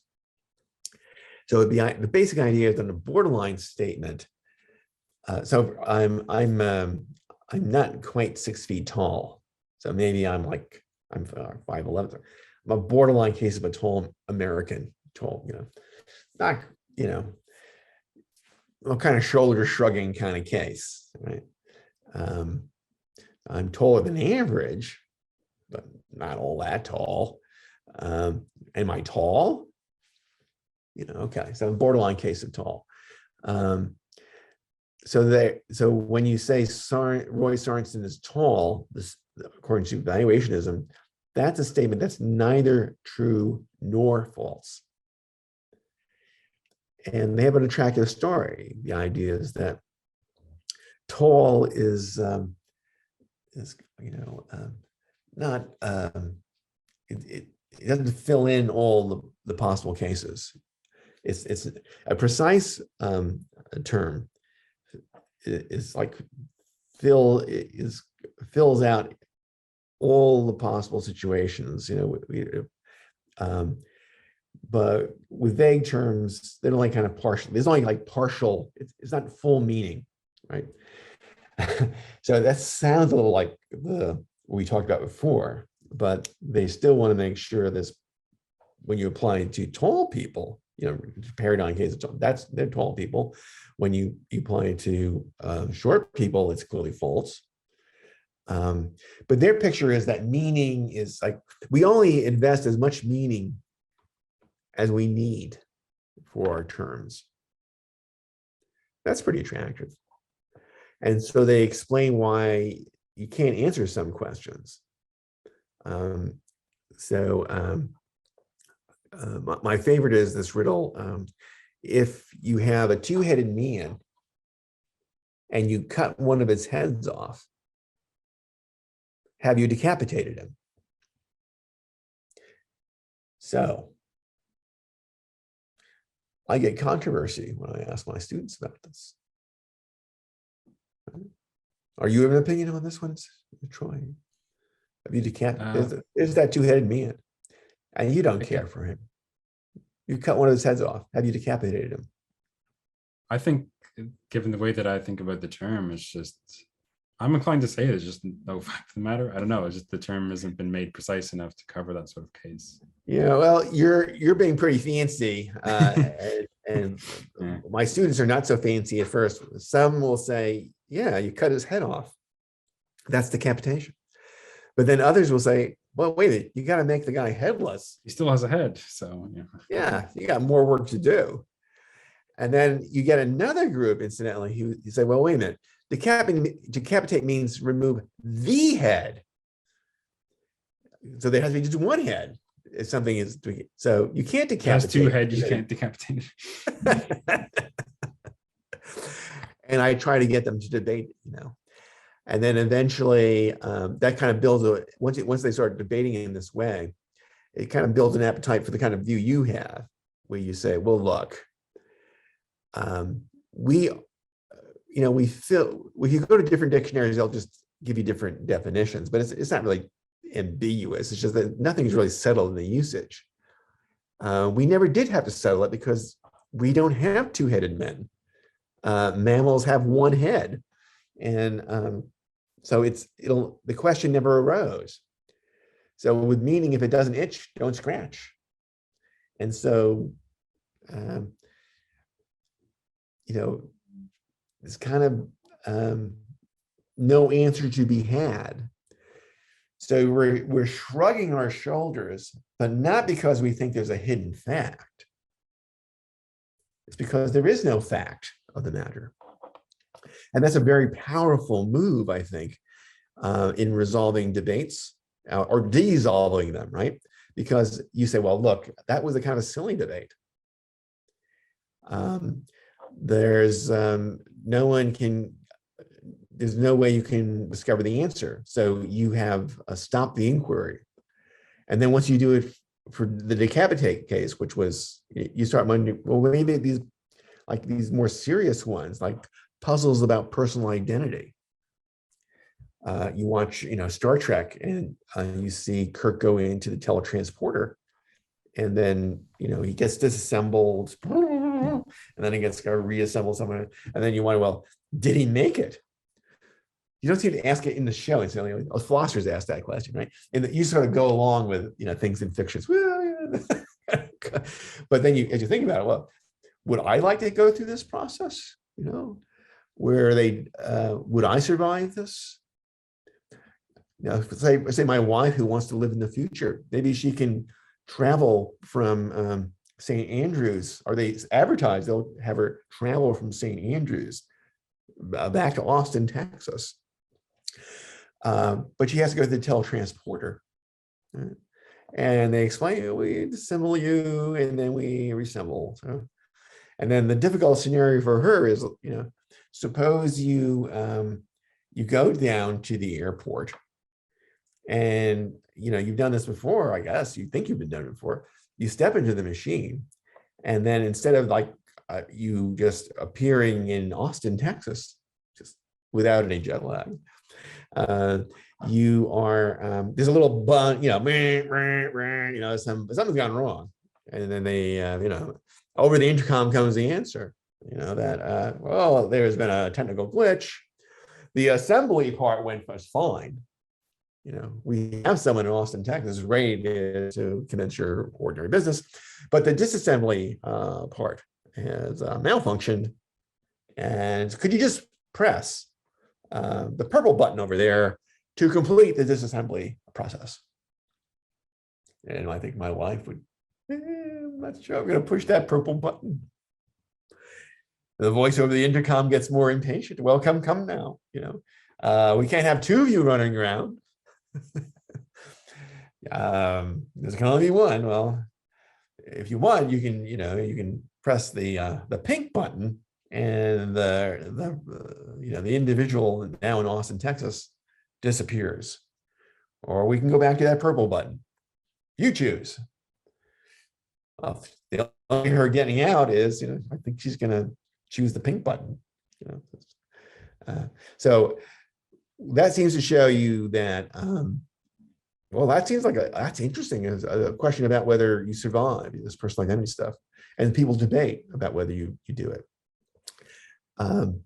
But you might think, well, wait a minute, maybe it's just like the decapitate case, that there really isn't any fact to the matter. And you might have emotions and so on, but there's nothing to get a grip on. A lot of people, like on the abortion debate, have this kind of feeling, like when they don't like to see, 8-month abortions at 8 months. They're pretty cool about abortions at 1 month or 2 months. They recognize it's all continuous change.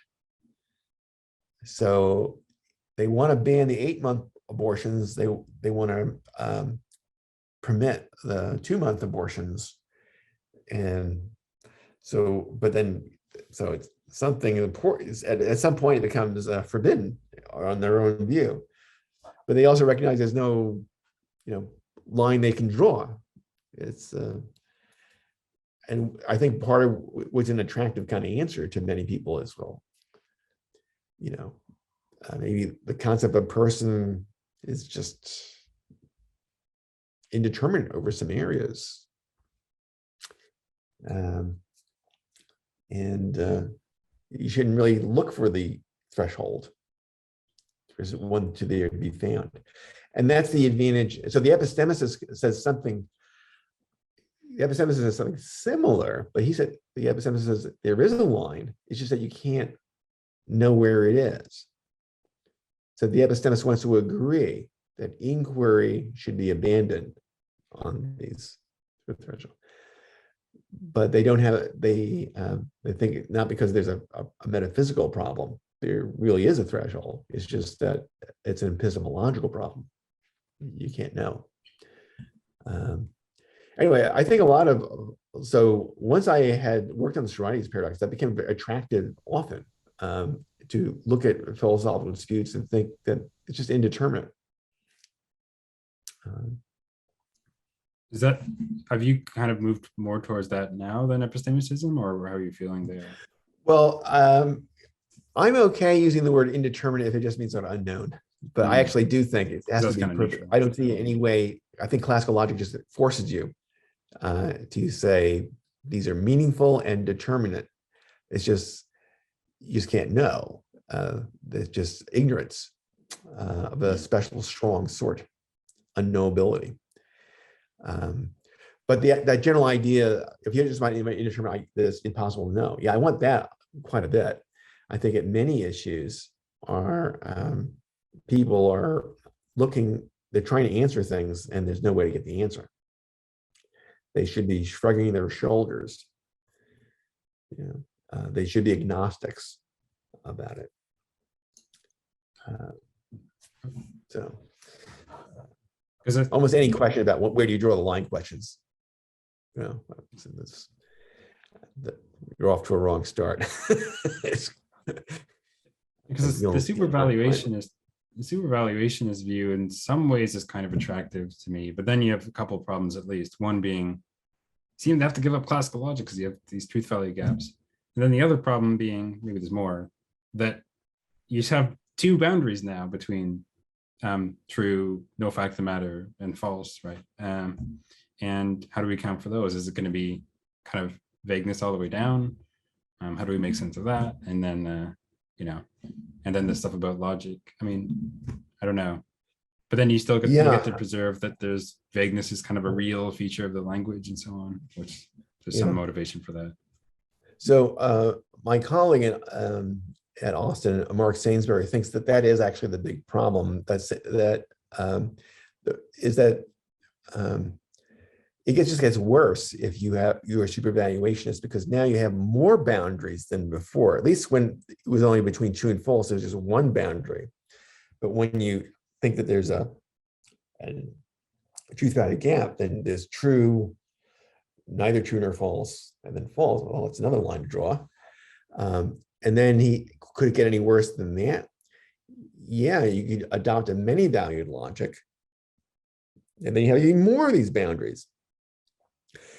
So he still doesn't like epistemicism.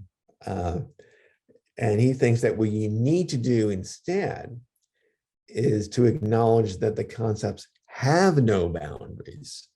There are boundaryless concepts. And he has like intriguing, things to say about this. According to him, we become fascinated by and insistent on boundaries because we respect sets so much, or our training. We admire mathematics, and our theories incorporate a lot of these formal things and the tidiness of classical logic, which is a logic really designed for mathematics. And so we demand that there be the boundary. But then we might take a step back and say, well, think about how we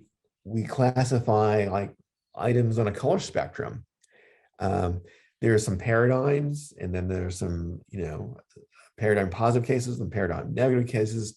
And it's more like a kind of magnetic sort of thing. There's a pole, and things organize themselves around a pole, like filings around a pole of a magnet. We don't expect there to be anything sharp or boundary. He's much like, and I'm trying to sell this to him incidentally.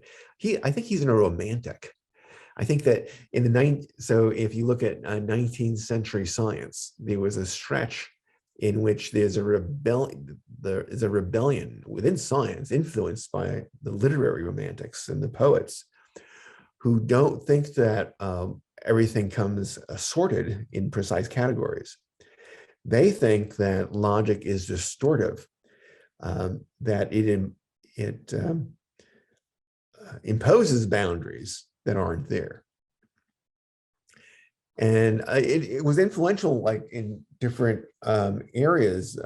Made substantial. It's a big thing actually. 19th century romanticism in science. It's not something originally heard of me or something. It's just like this is a philosophy of science, history of science phenomenon. And Sainsbury doesn't do it this way, but it seems like his view is kind of like that. Is that he's rebelling against the imposition of boundaries and saying that you kind of got this, background love of mathematics or something, respect for mathematics, and you demand things fit. It isn't something that the original phenomenon is, or it's artificial. That's interesting. I'm not so familiar with his stuff, but the article is called "Concepts Without Boundaries," and that's the classic article, and he does a very good job. He's very good, incidentally, at logic. He's written a very good a book called Logical Forms, so he knows it very well. He knows it better than I know it. All formal stuff, he knows it. And so he speaks with particular authority. He's very soft-spoken, and he just sort of gives you this alternative way of looking at things, which is pretty attractive. And I think as Kit Fine now, he's influenced by it. The people they're trying to make it more rigorous, but in a way that doesn't just introduce these boundaries in a bad way again. Right. Yeah. And someone else I talked with recently about this was Terence Horgan, and he has this view, transvaluationism. But one thing that he's key on is that vagueness is like a real feature. It's illimitable. He's like, epistemicism is like a non-starter for him. And I don't know. I mean,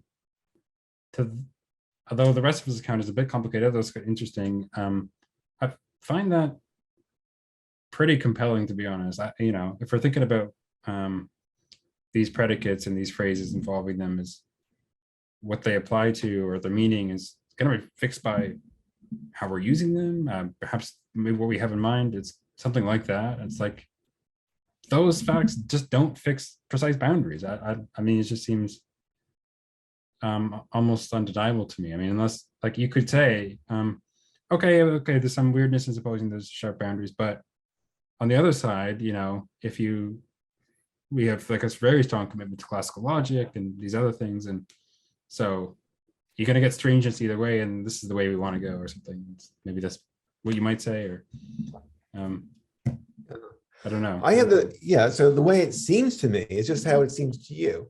Right. So the epistemicism seems a kind of phony, artificial view. And so in this book, Vagueness and Contradiction, I said it's an illusion. I'm sorry, it's an illusion that epistemicism is not the case. So I have the same feelings as you on the matter.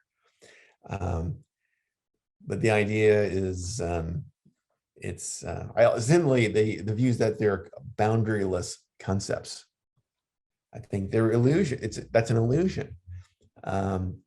And I appeal to psychology to explain how things can seem like have no boundaries, but but there's no way to coherently model what was going on without there being these boundaries. So you can see why Sainsbury likes to think of me as just under this spell. I mean, I don't seem to be able to completely break out, right? And I'm kind of interested in this. Why is the so I have another colleague who he noticed that when I would present the epistemicism, I would start smiling and giggling about it. And he told me that you shouldn't have a philosophical view that you cannot tell with a straight face. And if you know Michael Toll, he can be very stern about this.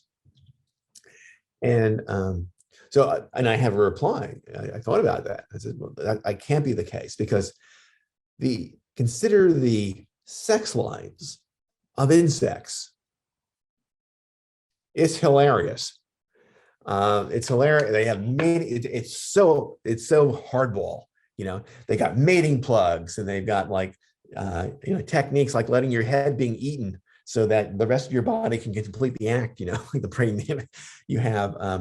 You have these processes. You take out the sperm of the predecessor, and then you have all these kind of. It's just such astounding ferocity. And people who are lecturing that they just can't. It smirks and giggles, and it's just inevitable. But it's still the case that's how it's going. It is just kind of objectively comical, dark comedy of sex. Because the thing is, insects, they're struggling for what? So you can have sex with a dung beetle? With all so incidentally, what happened after that is that Michael Todd became interested in whether insects suffer, and so this is a current interest of his. And so I'd always assume they don't suffer. They're like robots, because if they're missing a leg, doesn't matter. They don't fade a leg, or they don't. If you pull off a body part while they're having sex, they just kind of keep on going. They're social, they just don't. But you could have the view that, well, look, if you're an insect, that's what it's all about, soldiering on. So maybe they do have pain. And so he does think there's some evidence. Also, Peter Gottfried Smith thinks that some of them may suffer a bit, which makes me unhappy, because I'm like the normal homeowner who does things, including for insects. I've used glue traps, and that does not kill the insect for a long time. I discovered this as I would have the trap out there for a while. I had these special kinds of crickets in Missouri, which had been kind of rare and only indigenous to caves. But then they found they could live very well in Missouri basements. And these crickets don't make any noise, but what they do is they leap at you, and it's very disconcerting. So you would come down. I came down to my, after I bought the house, and I was infested with them. And oh boy, you want to get rid of them, And then it was very difficult to find something, because they could just live on almost nothing.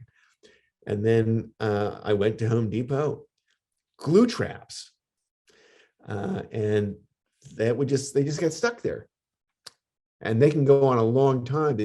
I would just start, after a while, I was going to throw it away. They're still moving around. They just get prodding around.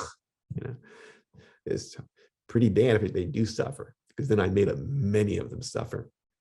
I wouldn't use a glue trap for a mouse. That I do think they clearly suffer. So, but maybe it's bad to use glue traps for these crickets. Now, this is something you published on like a long time ago. I don't think you published on it recently at all. But Newcomb's problem. Yeah, I mean, I was wondering, because I'm kind of a fairly avid one boxer in the Newcomb problem. I was wondering if and I remember Yeah, that paper recalculations for the one boxer. I don't remember if there were others, but maybe I don't know. Would you say you're a two boxer on that? Yeah, I'm still a two boxer. Actually, it came up in conversation because my wife is a one boxer. And then, so I was trying to, so I have a son who's interested in economics and stuff like in decision puzzles and so on. And so we were talking about that and he was kind of intrigued. And he was a two boxer and he was just, and then, so my wife was arguing about, well, you should calculate the expected utility of the thing. And then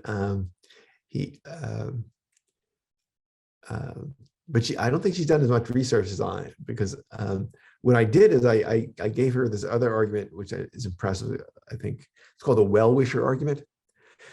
So I can set up or you can set it up, or so I just click, just to rehearse a little bit. So in the Newcomb's problem, you got a note, you come into a room, you got an opaque box, you can't see through it. It might have $1 million. There's a transparent box, say it's made out of glass or something.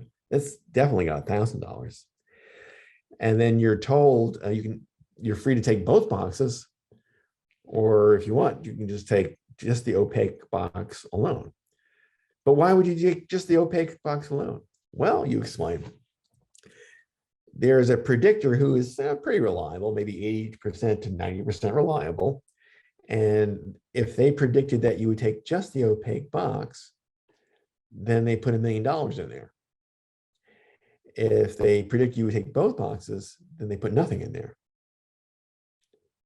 So what do you want to do? That's Snoop's problem. This happened 2 weeks ago. You can see the dust has settled on it. There's no tricks to this thing. It's just, and it isn't like any mystery of how it's not like they do this. It's just this is how they when they're calculating your credit score, for example. Your credit score correlates with all kinds of great things. The better your credit rating, the healthier you are.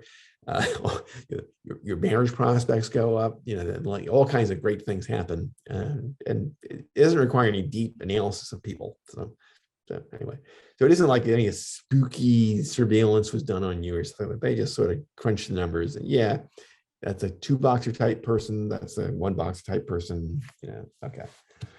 Okay. So if you did the expected calculations, suppose it was 90% reliability, then it looks like, well, you'd have if I take one box, I've got a 90% chance of having $1 million. And so that's an expected return of $900,000.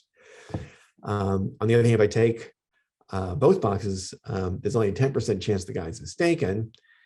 And so I got a 10% chance of getting $1 million plus the definite 1,000. So that's like $101,000 versus $900,000. Duh, I'll take the opaque box. The problem is, you think, oh, wait a minute, it's all settled already, whether the money's in the box or not. And so this is where I use my wife's relationship story sense. Well, look, suppose you got to look in the opaque box and he was choosing. What are you hoping he would do, your son? She admitted she'd be hoping that he would take both boxes.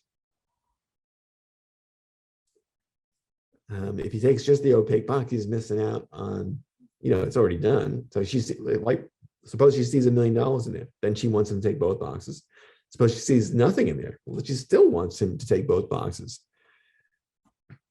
So you should do what a very well-informed well-wisher wants you to do. Your mother. And so that's why you should take both boxes. So Troy, have I persuaded you that now you are a two boxer? No, I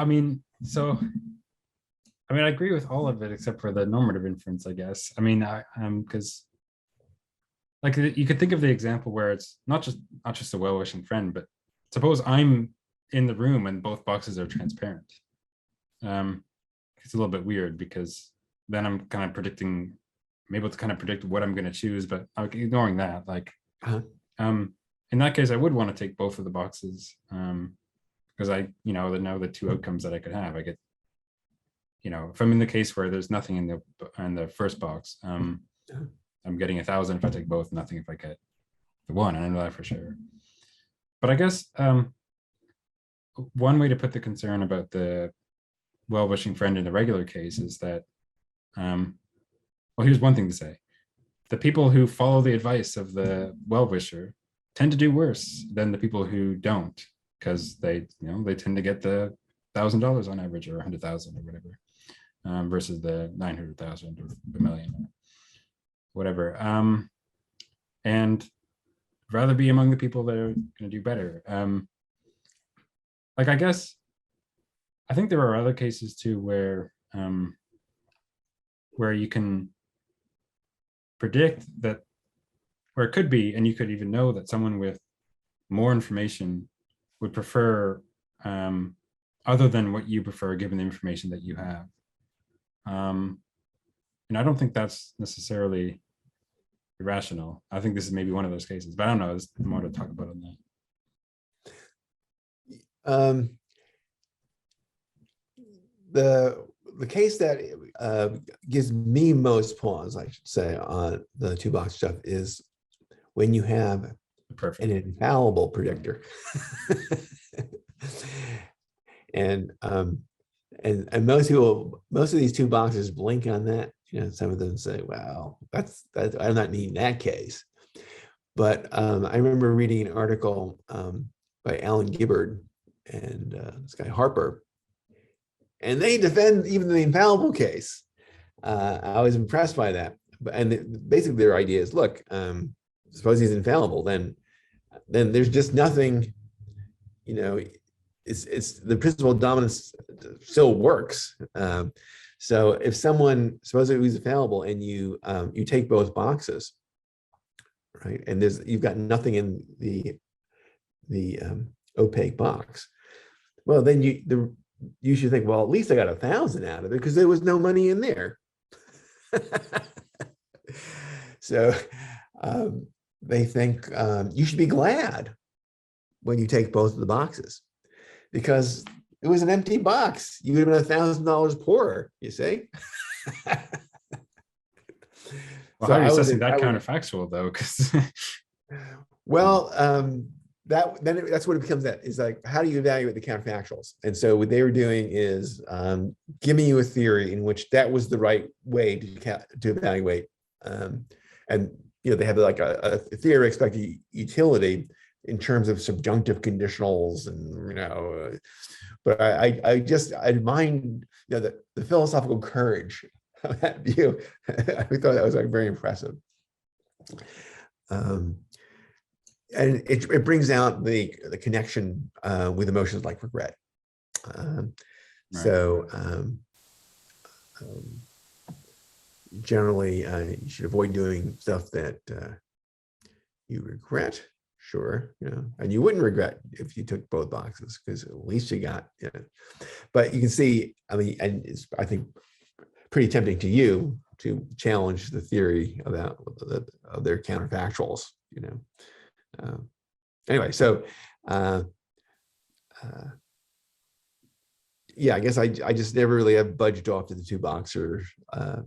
You mentioned Terence Horgan. I think yes. He thought it was kind of intellectually dishonest to be a two box. He said, "Oh, come on, what would you really do?" I like that. He thinks you do these two boxes with chicken out, but David Lewis had the response that I mean, you're familiar with this, he has this article, "Why Ain't You Rich?" Right. And his basic idea, well, it is true. The one boxers tend to be millionaires and the two boxers tend to be thousandaires. And when you rather be amongst the millionaires than the thousandaires. And Lewis's answer was, well, it's just a decision problem that is biased against rational people. So it doesn't show you're irrational, it just shows you that you're in a bad kind of situation for a rational person. You're like someone, some people think that maybe God doesn't like rational people. Maybe God likes credulous people and irrational people. Well, if that's how things are set up, well, then the rational people will suffer. you might hope you are an irrational person in that scenario, but yeah. Yeah. Yeah. So yeah, that's right. It's like there were never riches to be had and so on. I guess, of course, I want to grant that you can do the rational action and, get a worse result.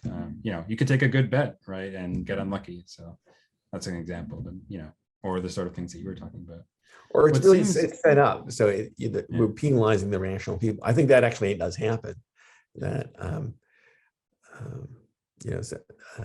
and we do fall into those situations. Where, but what seems almost incoherent to me to suppose that rationality would be sort of predictably punished in a way, right? Or like irrationality would be predictably rewarded. If you know ahead of time, and presumably we can in this case, that the one boxes, if you want to say that one boxes are irrational, but nevertheless they're gonna tend to get more money than two boxes. I mean, what is it?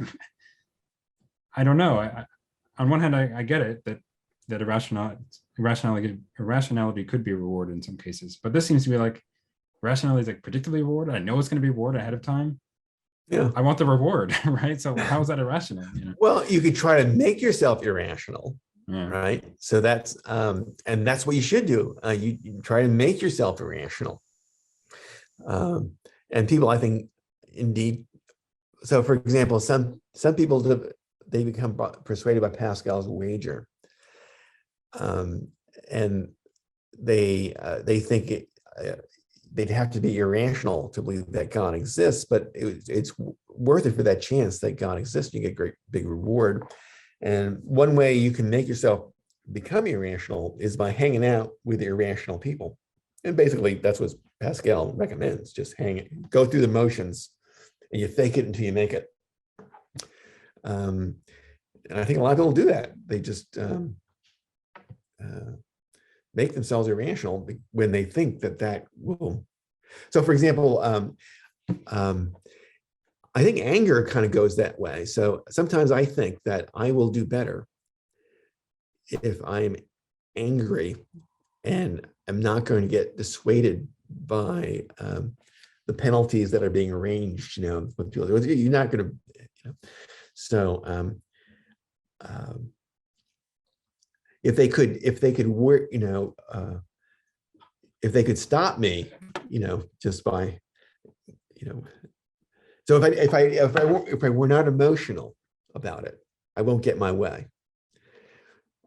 But the other thing, actually, I was chairman for a while of a department, and I was like, they wanted me to be chairman because I was so sensible and so balanced, and I didn't get angry.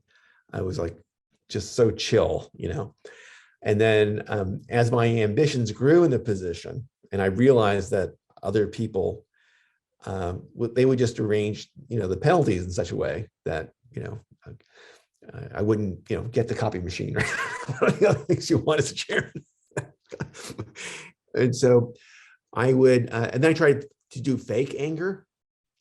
That sometimes work, being fake angry, But people are pretty savvy, and they start picking up, that's fake anger.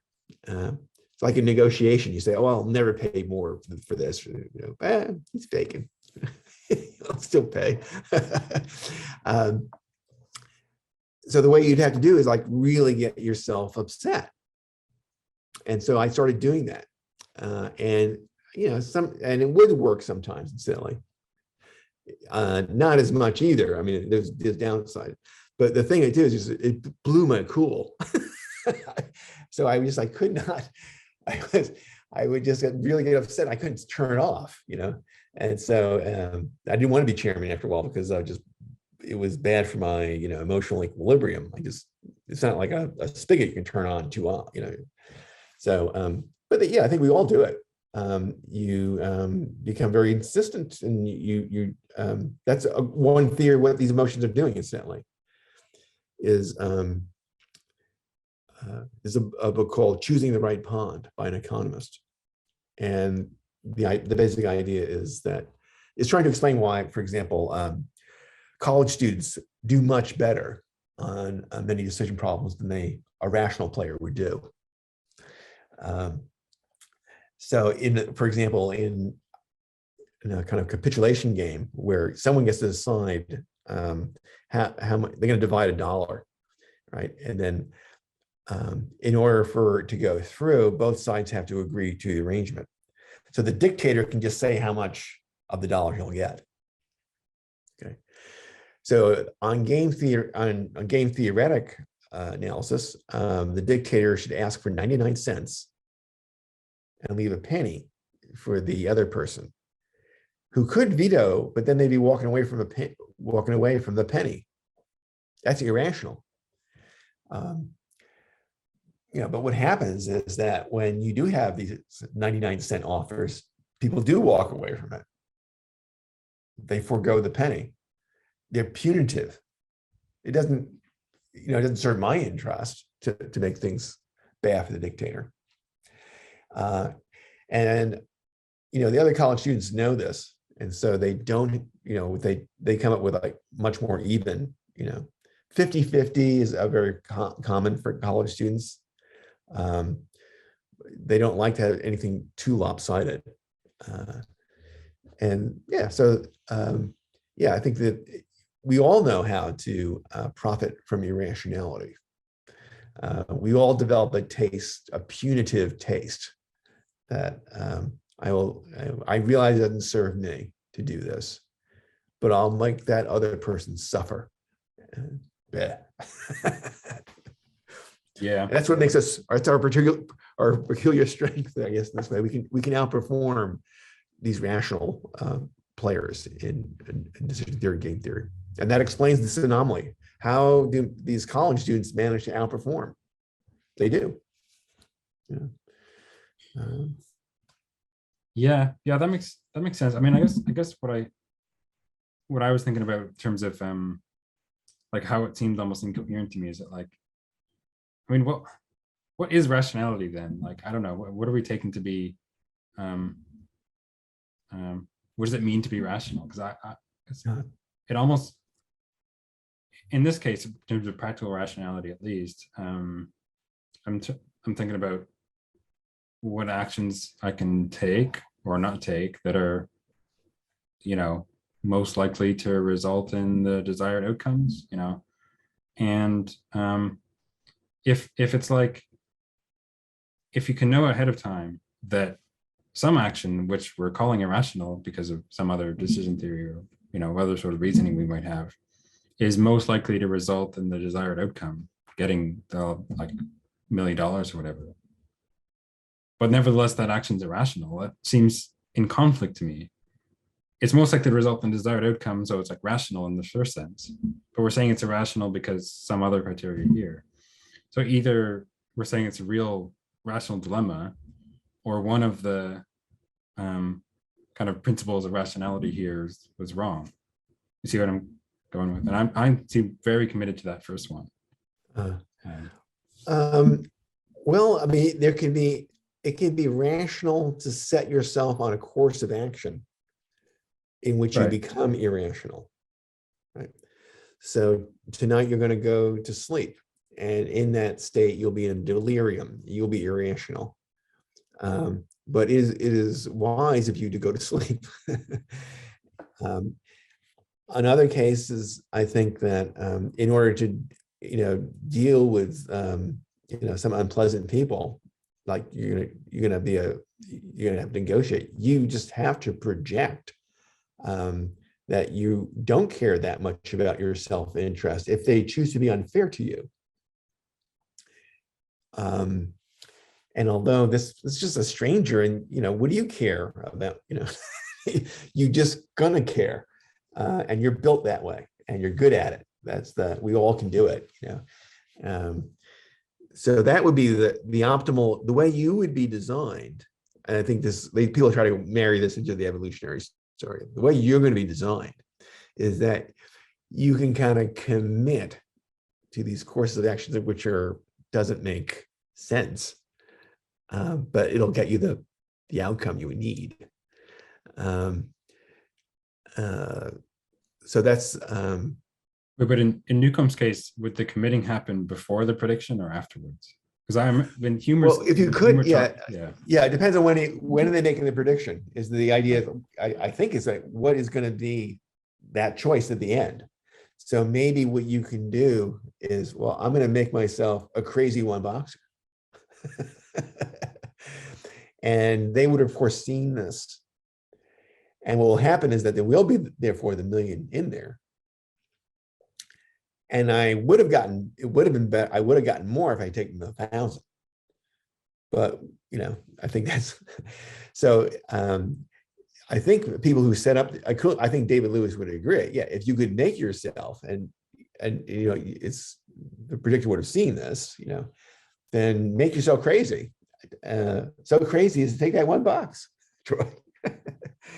You know, it's just just one of those things, you know, where you won't get it unless you're crazy, or at least you're irrational, I should say. Not, I mean, you're still doing things that are broadly intelligible and so forth. But, right.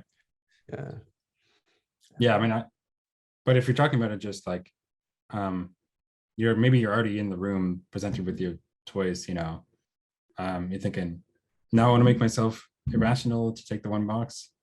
But I mean, if it's either, it's like irrational to do that in the first place, to try to make yourself rational to take the one box, and you're better off just taking both, or it is rational to make yourself irrational to take the one box. And in which case I'm getting kind of lost, because why wouldn't it just be rational to take the one box then? If it's like good to make yourself into the, you know.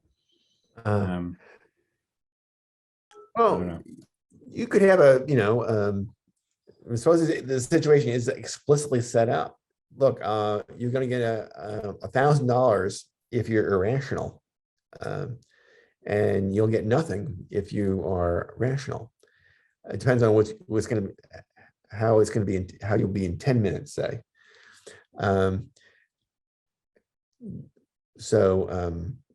It's like you give them ample motive now to go get yourself irrational and do whatever you can, you know. But it doesn't stop the, right, it doesn't make what you did rational. I mean, what's rational is to make yourself irrational. Right. But it doesn't, but that would make the lower level irrationality a kind of rationality, you know, in just the way that you would like, who do you hire to do certain kinds of jobs, you know? So you might want to, I'd prefer to have these irrational, so someone who's like just blindly loyal to me. That's my employee that I want, you know? And then you hire some of those guys, you know, you want them because they're irrational. Well, you can do the same thing to yourself over time. Yeah, I agree. That makes sense in those cases, I guess. I'm just trying to see how that would be applicable in Newcomb's case, because it's like, yeah, I'm not sure. I don't know. Well, I was taking this to be stipulated that you're rational, that you can't do this. That's what I was. If you take a pill, then take the pill. That would make you the one boxer. That you know, that was foreseen by the, you know, I mean, there's a related puzzle, the toxin puzzle, yeah, which brings some of this stuff out, in which you're given a choice. I mean, what happens is that you'll, this eccentric millionaire will give you $1 million if you intend to drink a vial of toxin that will make you, you know, ill, you know, for a day, like you had a bad flu for a day. Now, but it explained to you that I don't require you to drink the toxin. I just want you to intend to drink the toxin at midnight, and then you get the money right away. So you have to intend at midnight to drink it for breakfast. That's what you do. So what will happen is that we'll have you, a machine will read whether you are in this state, this brain reading machine. And if it reads that you are in the state the money is instantly wired to your account. You have the $1 million. They don't care whether you actually drink the toxin or not. Right? It's all a psychology thing. Okay. So at first you think, well, this is great. All I have to do is to intend it and then not drink it. Right. And then the trouble is you can't do it. Not really intending to it. do so. Yeah. Pardon? You're not really intending to do it if you're saying, I'm going to change my mind. Yeah. Right. And then you look for loopholes. Well, maybe I can hire a mafia hitman to kill me if I don't drink the toxin for breakfast. That would give me the intention. I just pay the mafia hitman a contract on myself, a conditional contract. I pay them $1,000 to do this, to kill me. But then you look at the fine print of the deal. No, you can't do it that way. That's excluded. No side deals. So Gregory Kafka had, has that lovely article where he goes through the fine print stuff. He's thought it all out ahead of time, and you're just stuck. You're just stuck. So I think that's a situation where you can't make the million, sadly, and you're a victim of your rationality. So yeah, and unless you can just kind of compel yourself to really yeah. Oh, that's interesting. Is like the compelling. So a lot of people like the commitment business. This is related to nuclear deterrence. So it doesn't make any sense once they bombed us to bomb them with the nuclear stuff. I'm already destroyed. So why is it good for me now to go on and kill a bunch of mostly innocent Russians? It'd be crazy for me to do that, and diabolical. But if they could count on that, then they could bomb me with impunity, because I won't keep my end of the mutual assured destruction. So Kafka was also responsible for this puzzle, the puzzle of deterrence. And so it looks like in order to be a responsible leader in control of the nuclear weapons, you have to make yourself such that you would do this. Because suppose the Russians are also good at detecting fakers, people who don't really, are just bluffing. So some people have thought that the right solution in both these cases is commitment. David Gautier was of that opinion. He thought that what you can do, in order, he's kind of moved by the kind of considerations you were emphasizing. Look, I mean, I want to get the good outcome. And so, according to Gautier, that makes it rational to commit to drinking the toxin, even though you realize there's no benefit and it's actually going to be terrible to drink the toxin. You'll be sick for a day, because that is what it takes in order to be making fruitful decisions. Right. So I remember reading about the toxin recently, and then I was, this is the days before email. And so I wrote Gautier a letter. And I said, well, wait a minute.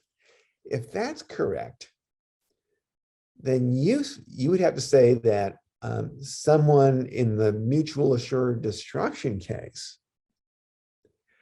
should retaliate after the Russians have dealt the devastating blow. You look at the ruins and you see there's no good to come of it, and you would hit the button and destroy them. But that's crazy. So that can't be your view. So I wait about a week, got a letter back, and Davey goes, says, "Oh, I have the crazy view." Very affable and charming me, and I've met him and so on. But it was just mind-blowing to me how this very nice person could do this. I was totally kind of, pretty alarmed, sort of, because I liked him so much, and he was such a nice and decent person. So if you read Daniel Ellsberg, a big fat book called The Doomsday Machine. That's also the feeling you're getting, is that he's working with lots of nice people who are in a project of that could lead to nuclear annihilation. Kind of people you want to sit around and have a beer with. those people. Well, yeah, I did want to cover a couple other kind of paradoxes of rationality that you've written on a bit more recently. So like there was this paper, it was called, Originless Sin, Rational Dilemmas for Satisficers. And in there you discuss a couple of these interesting like rational problems, which is like, one of them is the bank of infinite antiquity.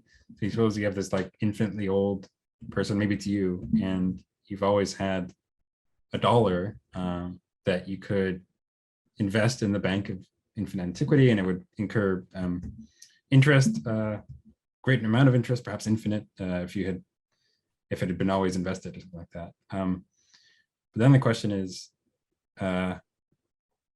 suppose on some occasion you haven't invested it. Or maybe it's right to say that you should invest it now, but you should always have invested it, like you were irrational previously. And if you're a rational agent, there seems to be something kind of incoherent about this. And then kind of similarly, except in reverse, for the case of the ever better wine, where you have this wine which improves in quality at least slightly every day that you have it. But if you're going to drink it, you're going to drink it on a particular occasion.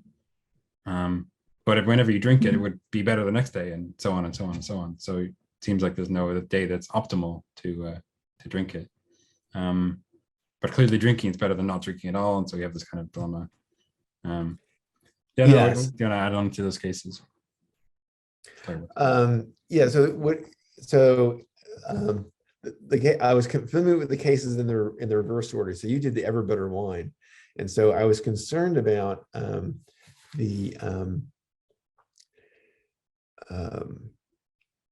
so I was an optimizer.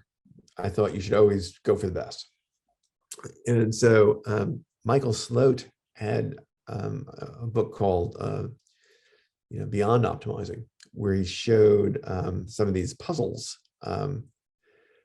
such as the ever better wine case, where it looks like whatever I do, there's no optimum. That's the problem. When something is just getting better and better, and so he's picturing it as like you're temporally indifferent. So, you can, by waiting, it will get better. And so at any time you choose to do it, you should regret doing it at that time. That it condemns. And so the only, so it seems to imply you never drink the ever better wine. And that's crazy. And so that's the objection to optimizing. So what are you going to put in its to replace this, Sloat? Satisficing. And he claimed that he had, some, psychology stuff and decision theories. So that was the satisficer doesn't go for the best. They just go for good enough. And you have to understand this as by, even if you're an optimizer and you have I can say for certain things like shopping, I'll just stop because I have to look at the research costs of looking further. It'll cost me something. And then, but that's not satisficing in the way that Sloat meant it. Sloat meant it even apart from any research cost things. What you do is you just choose things that are good enough, and then that's it. And that's rational. And so a satisficer are things you don't have to optimize. You just have, so in the case of ever better wine, just wait until it gets good enough, and then you can drink it. And that's rational. So he has a solution, he says. So it irked me that Sloat had this good criticism, I thought.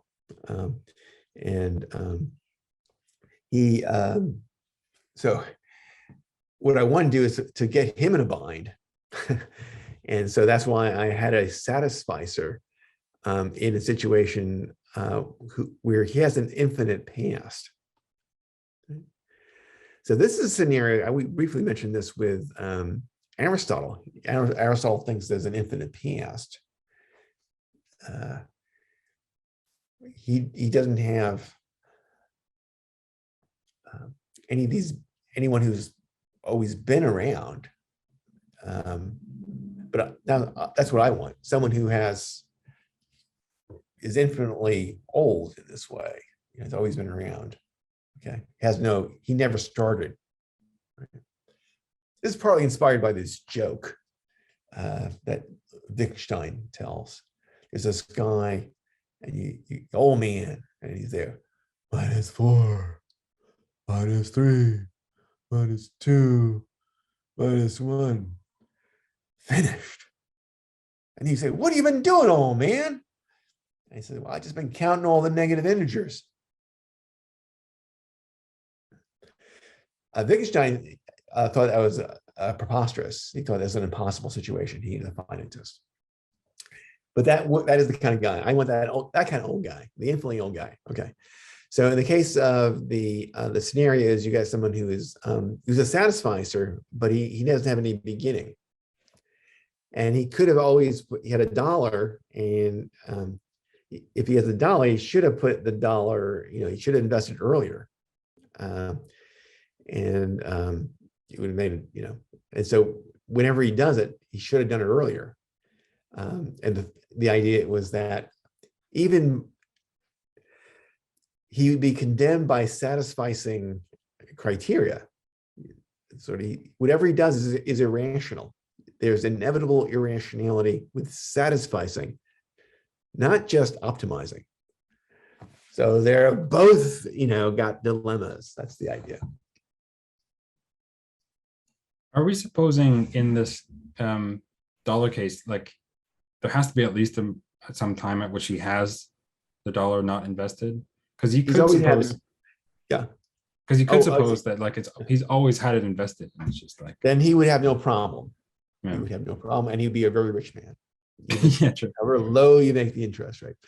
But this guy is not like that. It's not the case he's always had it. He just there's some time in the past he didn't have it. No, then boop, now he's condemned. It doesn't matter where you do it in the history of this guy. He's always kicking himself. Because wherever it is always an infinite past prior to that, in which he had. That is it. Yeah. So yeah. So I was particularly charmed by this one. I think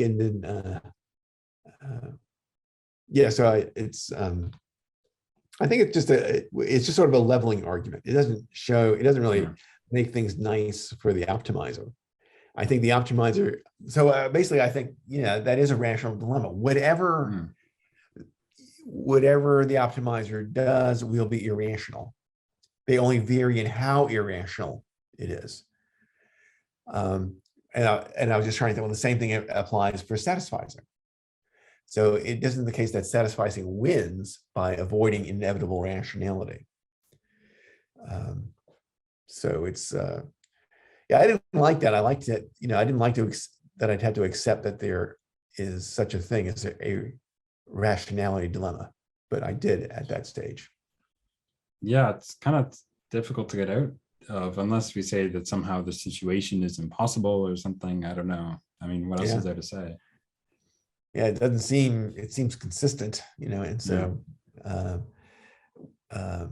I mean, I don't want to get out of, I don't get out of the ever better wine that way. Oh, you can't have such a bottle of wine. I think whatever makes you think that the ever better wine situation could occur should also make you think that this kind of situation is legitimate. That seems right to me. I mean, they're really just like mirrors of each other, right? Because something is increasing in value indefinitely towards the future, and something else is in a way kind of increasing in value ever more towards the past, right? Yes, right. The sooner you invest it, the more value we would accrue, and so on. So the more value in doing that, I guess. Right. So if you have an infinite past or infinite future, and you can have something that accrues in value, even if it's not the wine, it's something else. Seems Yeah. like you. Certainly in Douglas Adams' Hitchhikers, the restaurant at the end of the universe, there's something, he has some of these ideas. So what happens is you go to these tourists, these time-traveling tourists, go to see how the universe will look as it's disintegrating, so just being the end of it. So they go to this restaurant, go flying view. It's very expensive at the restaurant, but it's okay because the time travelers are just they go back in time, invest something, and they have a fortune to spend at the restaurant. Incidentally, I've been recently thinking about the 5-minute hypothesis the same way. So people think that you can never have good evidence that the universe popped into existence just 5 minutes ago. But consider the time travelers. Suppose that there's Bertrand Russell, he's talking about it, and then a tourist, one of these Adams tourists, goes in the reverse direction and tells Russell that actually, it's correct. The universe is 5 minutes old. Now, Russell may think that, I need more evidence, and I certainly need more time because I'm worried I don't have enough to have a complex argument.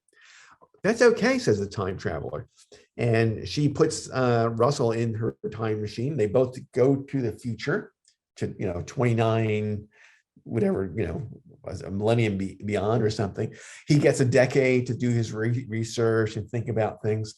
And then once he's rationally persuaded that that is the origin of the universe, she transports him back to just 5 minutes ago. And then he comes back and he looks, 10 years older, but, he knows that, the universe has been around just for 5 minutes.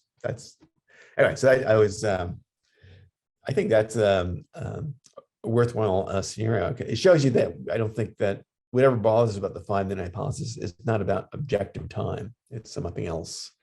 I think what's what David Lewis called personal time. Personal time is what matters, not time. Yeah, you mentioned the Hitchhiker's Guide to the Galaxy, and it reminded me of another, I guess it's really the same as the Ever Better Wine case, whereas, but maybe kind of realistic, which is that you could imagine us wanting to build a spaceship to travel far into the universe, but also our technology for spaceships is ever improving, and we can build faster and faster spaceships, and it kind of exponentially increases in how fast we can make them and how fast they are, given the technology. Then it's like, if you want to make a spaceship on one day, right? You can make it and then take off, or you could wait a little bit, make a faster one, and maybe get there sooner than you would have had you taken the first one. And this, you could suppose that this continues indefinitely. But then making the spaceship at one point is going to be irrational in a way, because it's going to take longer than you could have to reach the destination. But also not making the spaceship, you'll never get there. So it's kind of the same thing, I guess. Yeah, it sounds similar. I'm not familiar with the spaceship scenario. Yeah, but it's like, I guess it's the same idea, I guess, because like you can, anyway, yeah, so I guess I feel it's like not a very common view that there are these like genuine rational. I know Graham Priest thinks that, and he probably thinks there's more rational dilemmas than you would, but yeah, I'm not sure. With him, I also don't know how grave it is for him. It's because I have classical logic, and I think it is more distinct. So he casts himself as a great friend of contradiction, and I don't think. I think he's a great enemy of contradiction, because he doesn't really have contradictions. What he has are just absurd situations or unlikely situations. So I think someone who respects contradiction has to be like the character in Apocalypse Now, the horror. You've got to have for me, a reductio ad absurdum is you cannot go there. It's just horrible. There's contradiction. For Graham Priest, well, it's just a cost. For him, it's all cost-benefit analysis, And if things get like, he doesn't particularly relish the contradiction, but it can be worth it. If you get enough, everything's negotiable for him. For me, it ain't negotiable contradiction. That's a stopping point. And I think that's what you need in order to have reductio ad absurdum. All he has is modus tollens. Making a contradiction is the worst thing you can do. That's it. It's just off limits. You just end a game. Yeah, it's. I was thinking about this. There was this lecture or talk you had given. I'm trying to recall what exactly it was about. There's something about ethics where you're talking about if you're considering like a very strict or demanding view of ethics, and then like where it says it's precisely one action that's obligatory, and then one which it says that there's pretty much whatever you do is the right thing to do. And in the case where there's only one possible world, these are really the same moral views. I remember you saying something about contradictions or impossibilities being very wrong to do or something like that. Oh yeah. So I have a, I think it was Hintica that actually points this out, that here's the basic idea. If you were to bring about a contradiction, then that would entail doing every bad thing there is, the worst possible thing. So if you're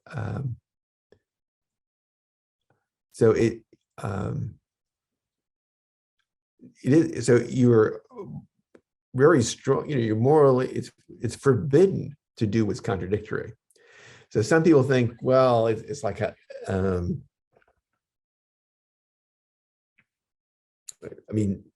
they find it strange that, there's no danger that you will do it, right? But it seems like Hintica has this argument, basically, that no, it's actually forbidden and wrong. So I think that's correct. And I think there's a whole bunch of, it would imply certain things. So I think that self-deception is, impossible. That is the self-deception that occurs when it's all at one time, synchronic. I agree. You can deceive yourself over time. So you set your alarm clock ahead or something like that. That's just an earlier self deceiving a later self. But I don't see how you can deceive yourself at the same time, because there has to be a difference in what you believe with respect to the deception, and there can be no difference. But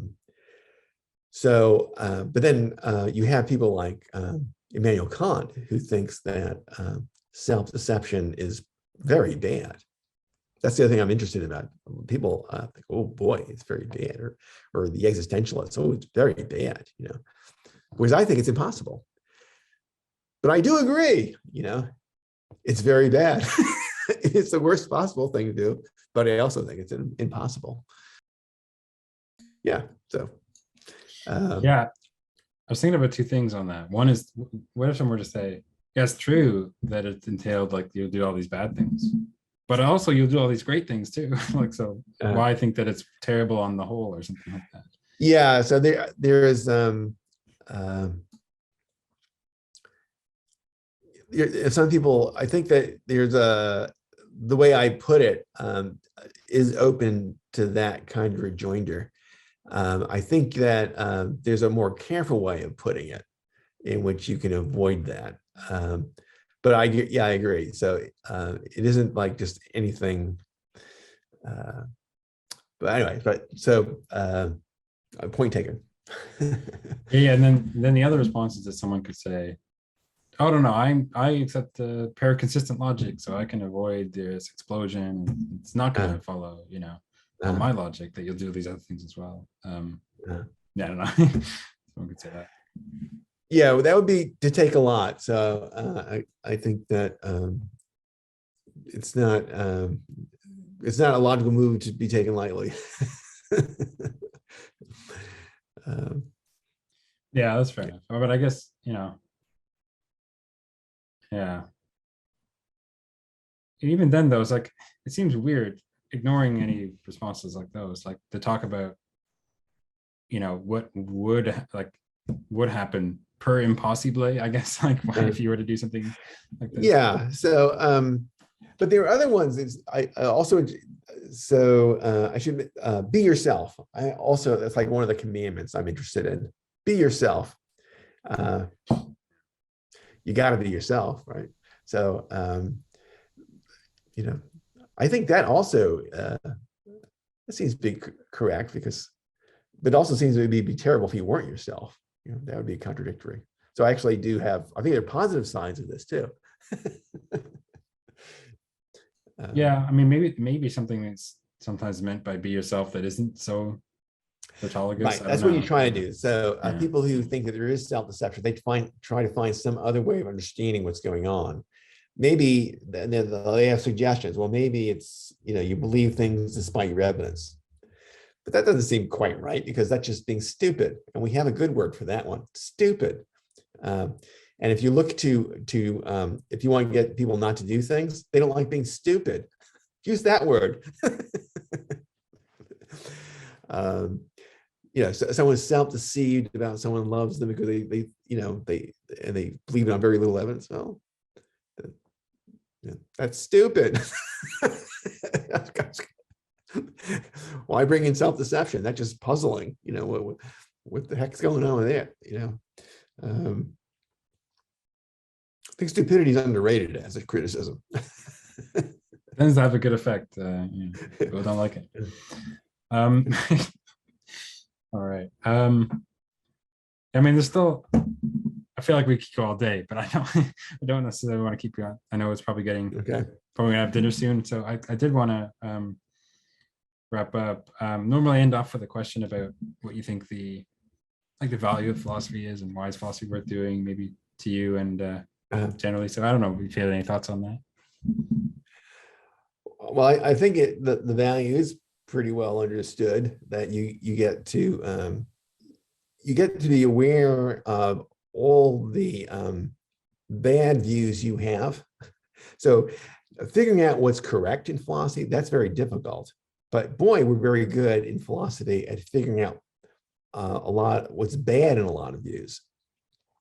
And I think this negative role, where you expose flaws, is of great value, because there's a lot of crazy things that people can get involved with, and when they're rationally criticized, they at least avoid those.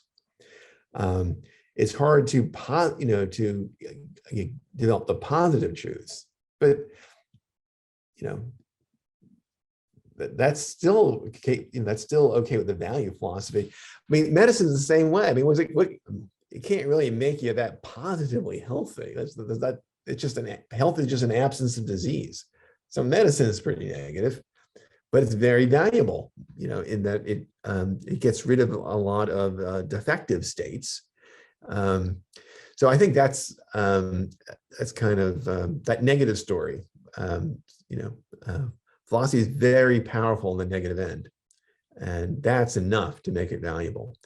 I mean, I think it's also just fascinating. You can see, I just could go on and on. And not everybody is so fascinated. I understand that, but these are just great issues to think about. When people have the leisure to do it, when people had been wealthy, this is the sort of thing they like to do because it's interesting. They didn't do a lot of the other things that you could do and think about. Anyway, so that's basically the most plausible thing I can say about the value of philosophy. And the safest thing is that it gets rid of a lot of bad things. It shows a lot of defects in views that one is tempted to adopt. Yeah, sweet. Yeah, I definitely agree with all that. So it's been I think we'll wrap up the questions there, but it's been absolutely great. I've been going for almost 3 hours now. It's thanks so much for being here. Well, I've enjoyed it very much, Troy. So I'm glad we were able to cover such a big range of issues. And, we got a little bit of your input on things in there, mine. Okay. All right, great. Sweet. I wish you a good evening from St. Andrews and a good afternoon from stateside. Okay, great. All right, bye-bye.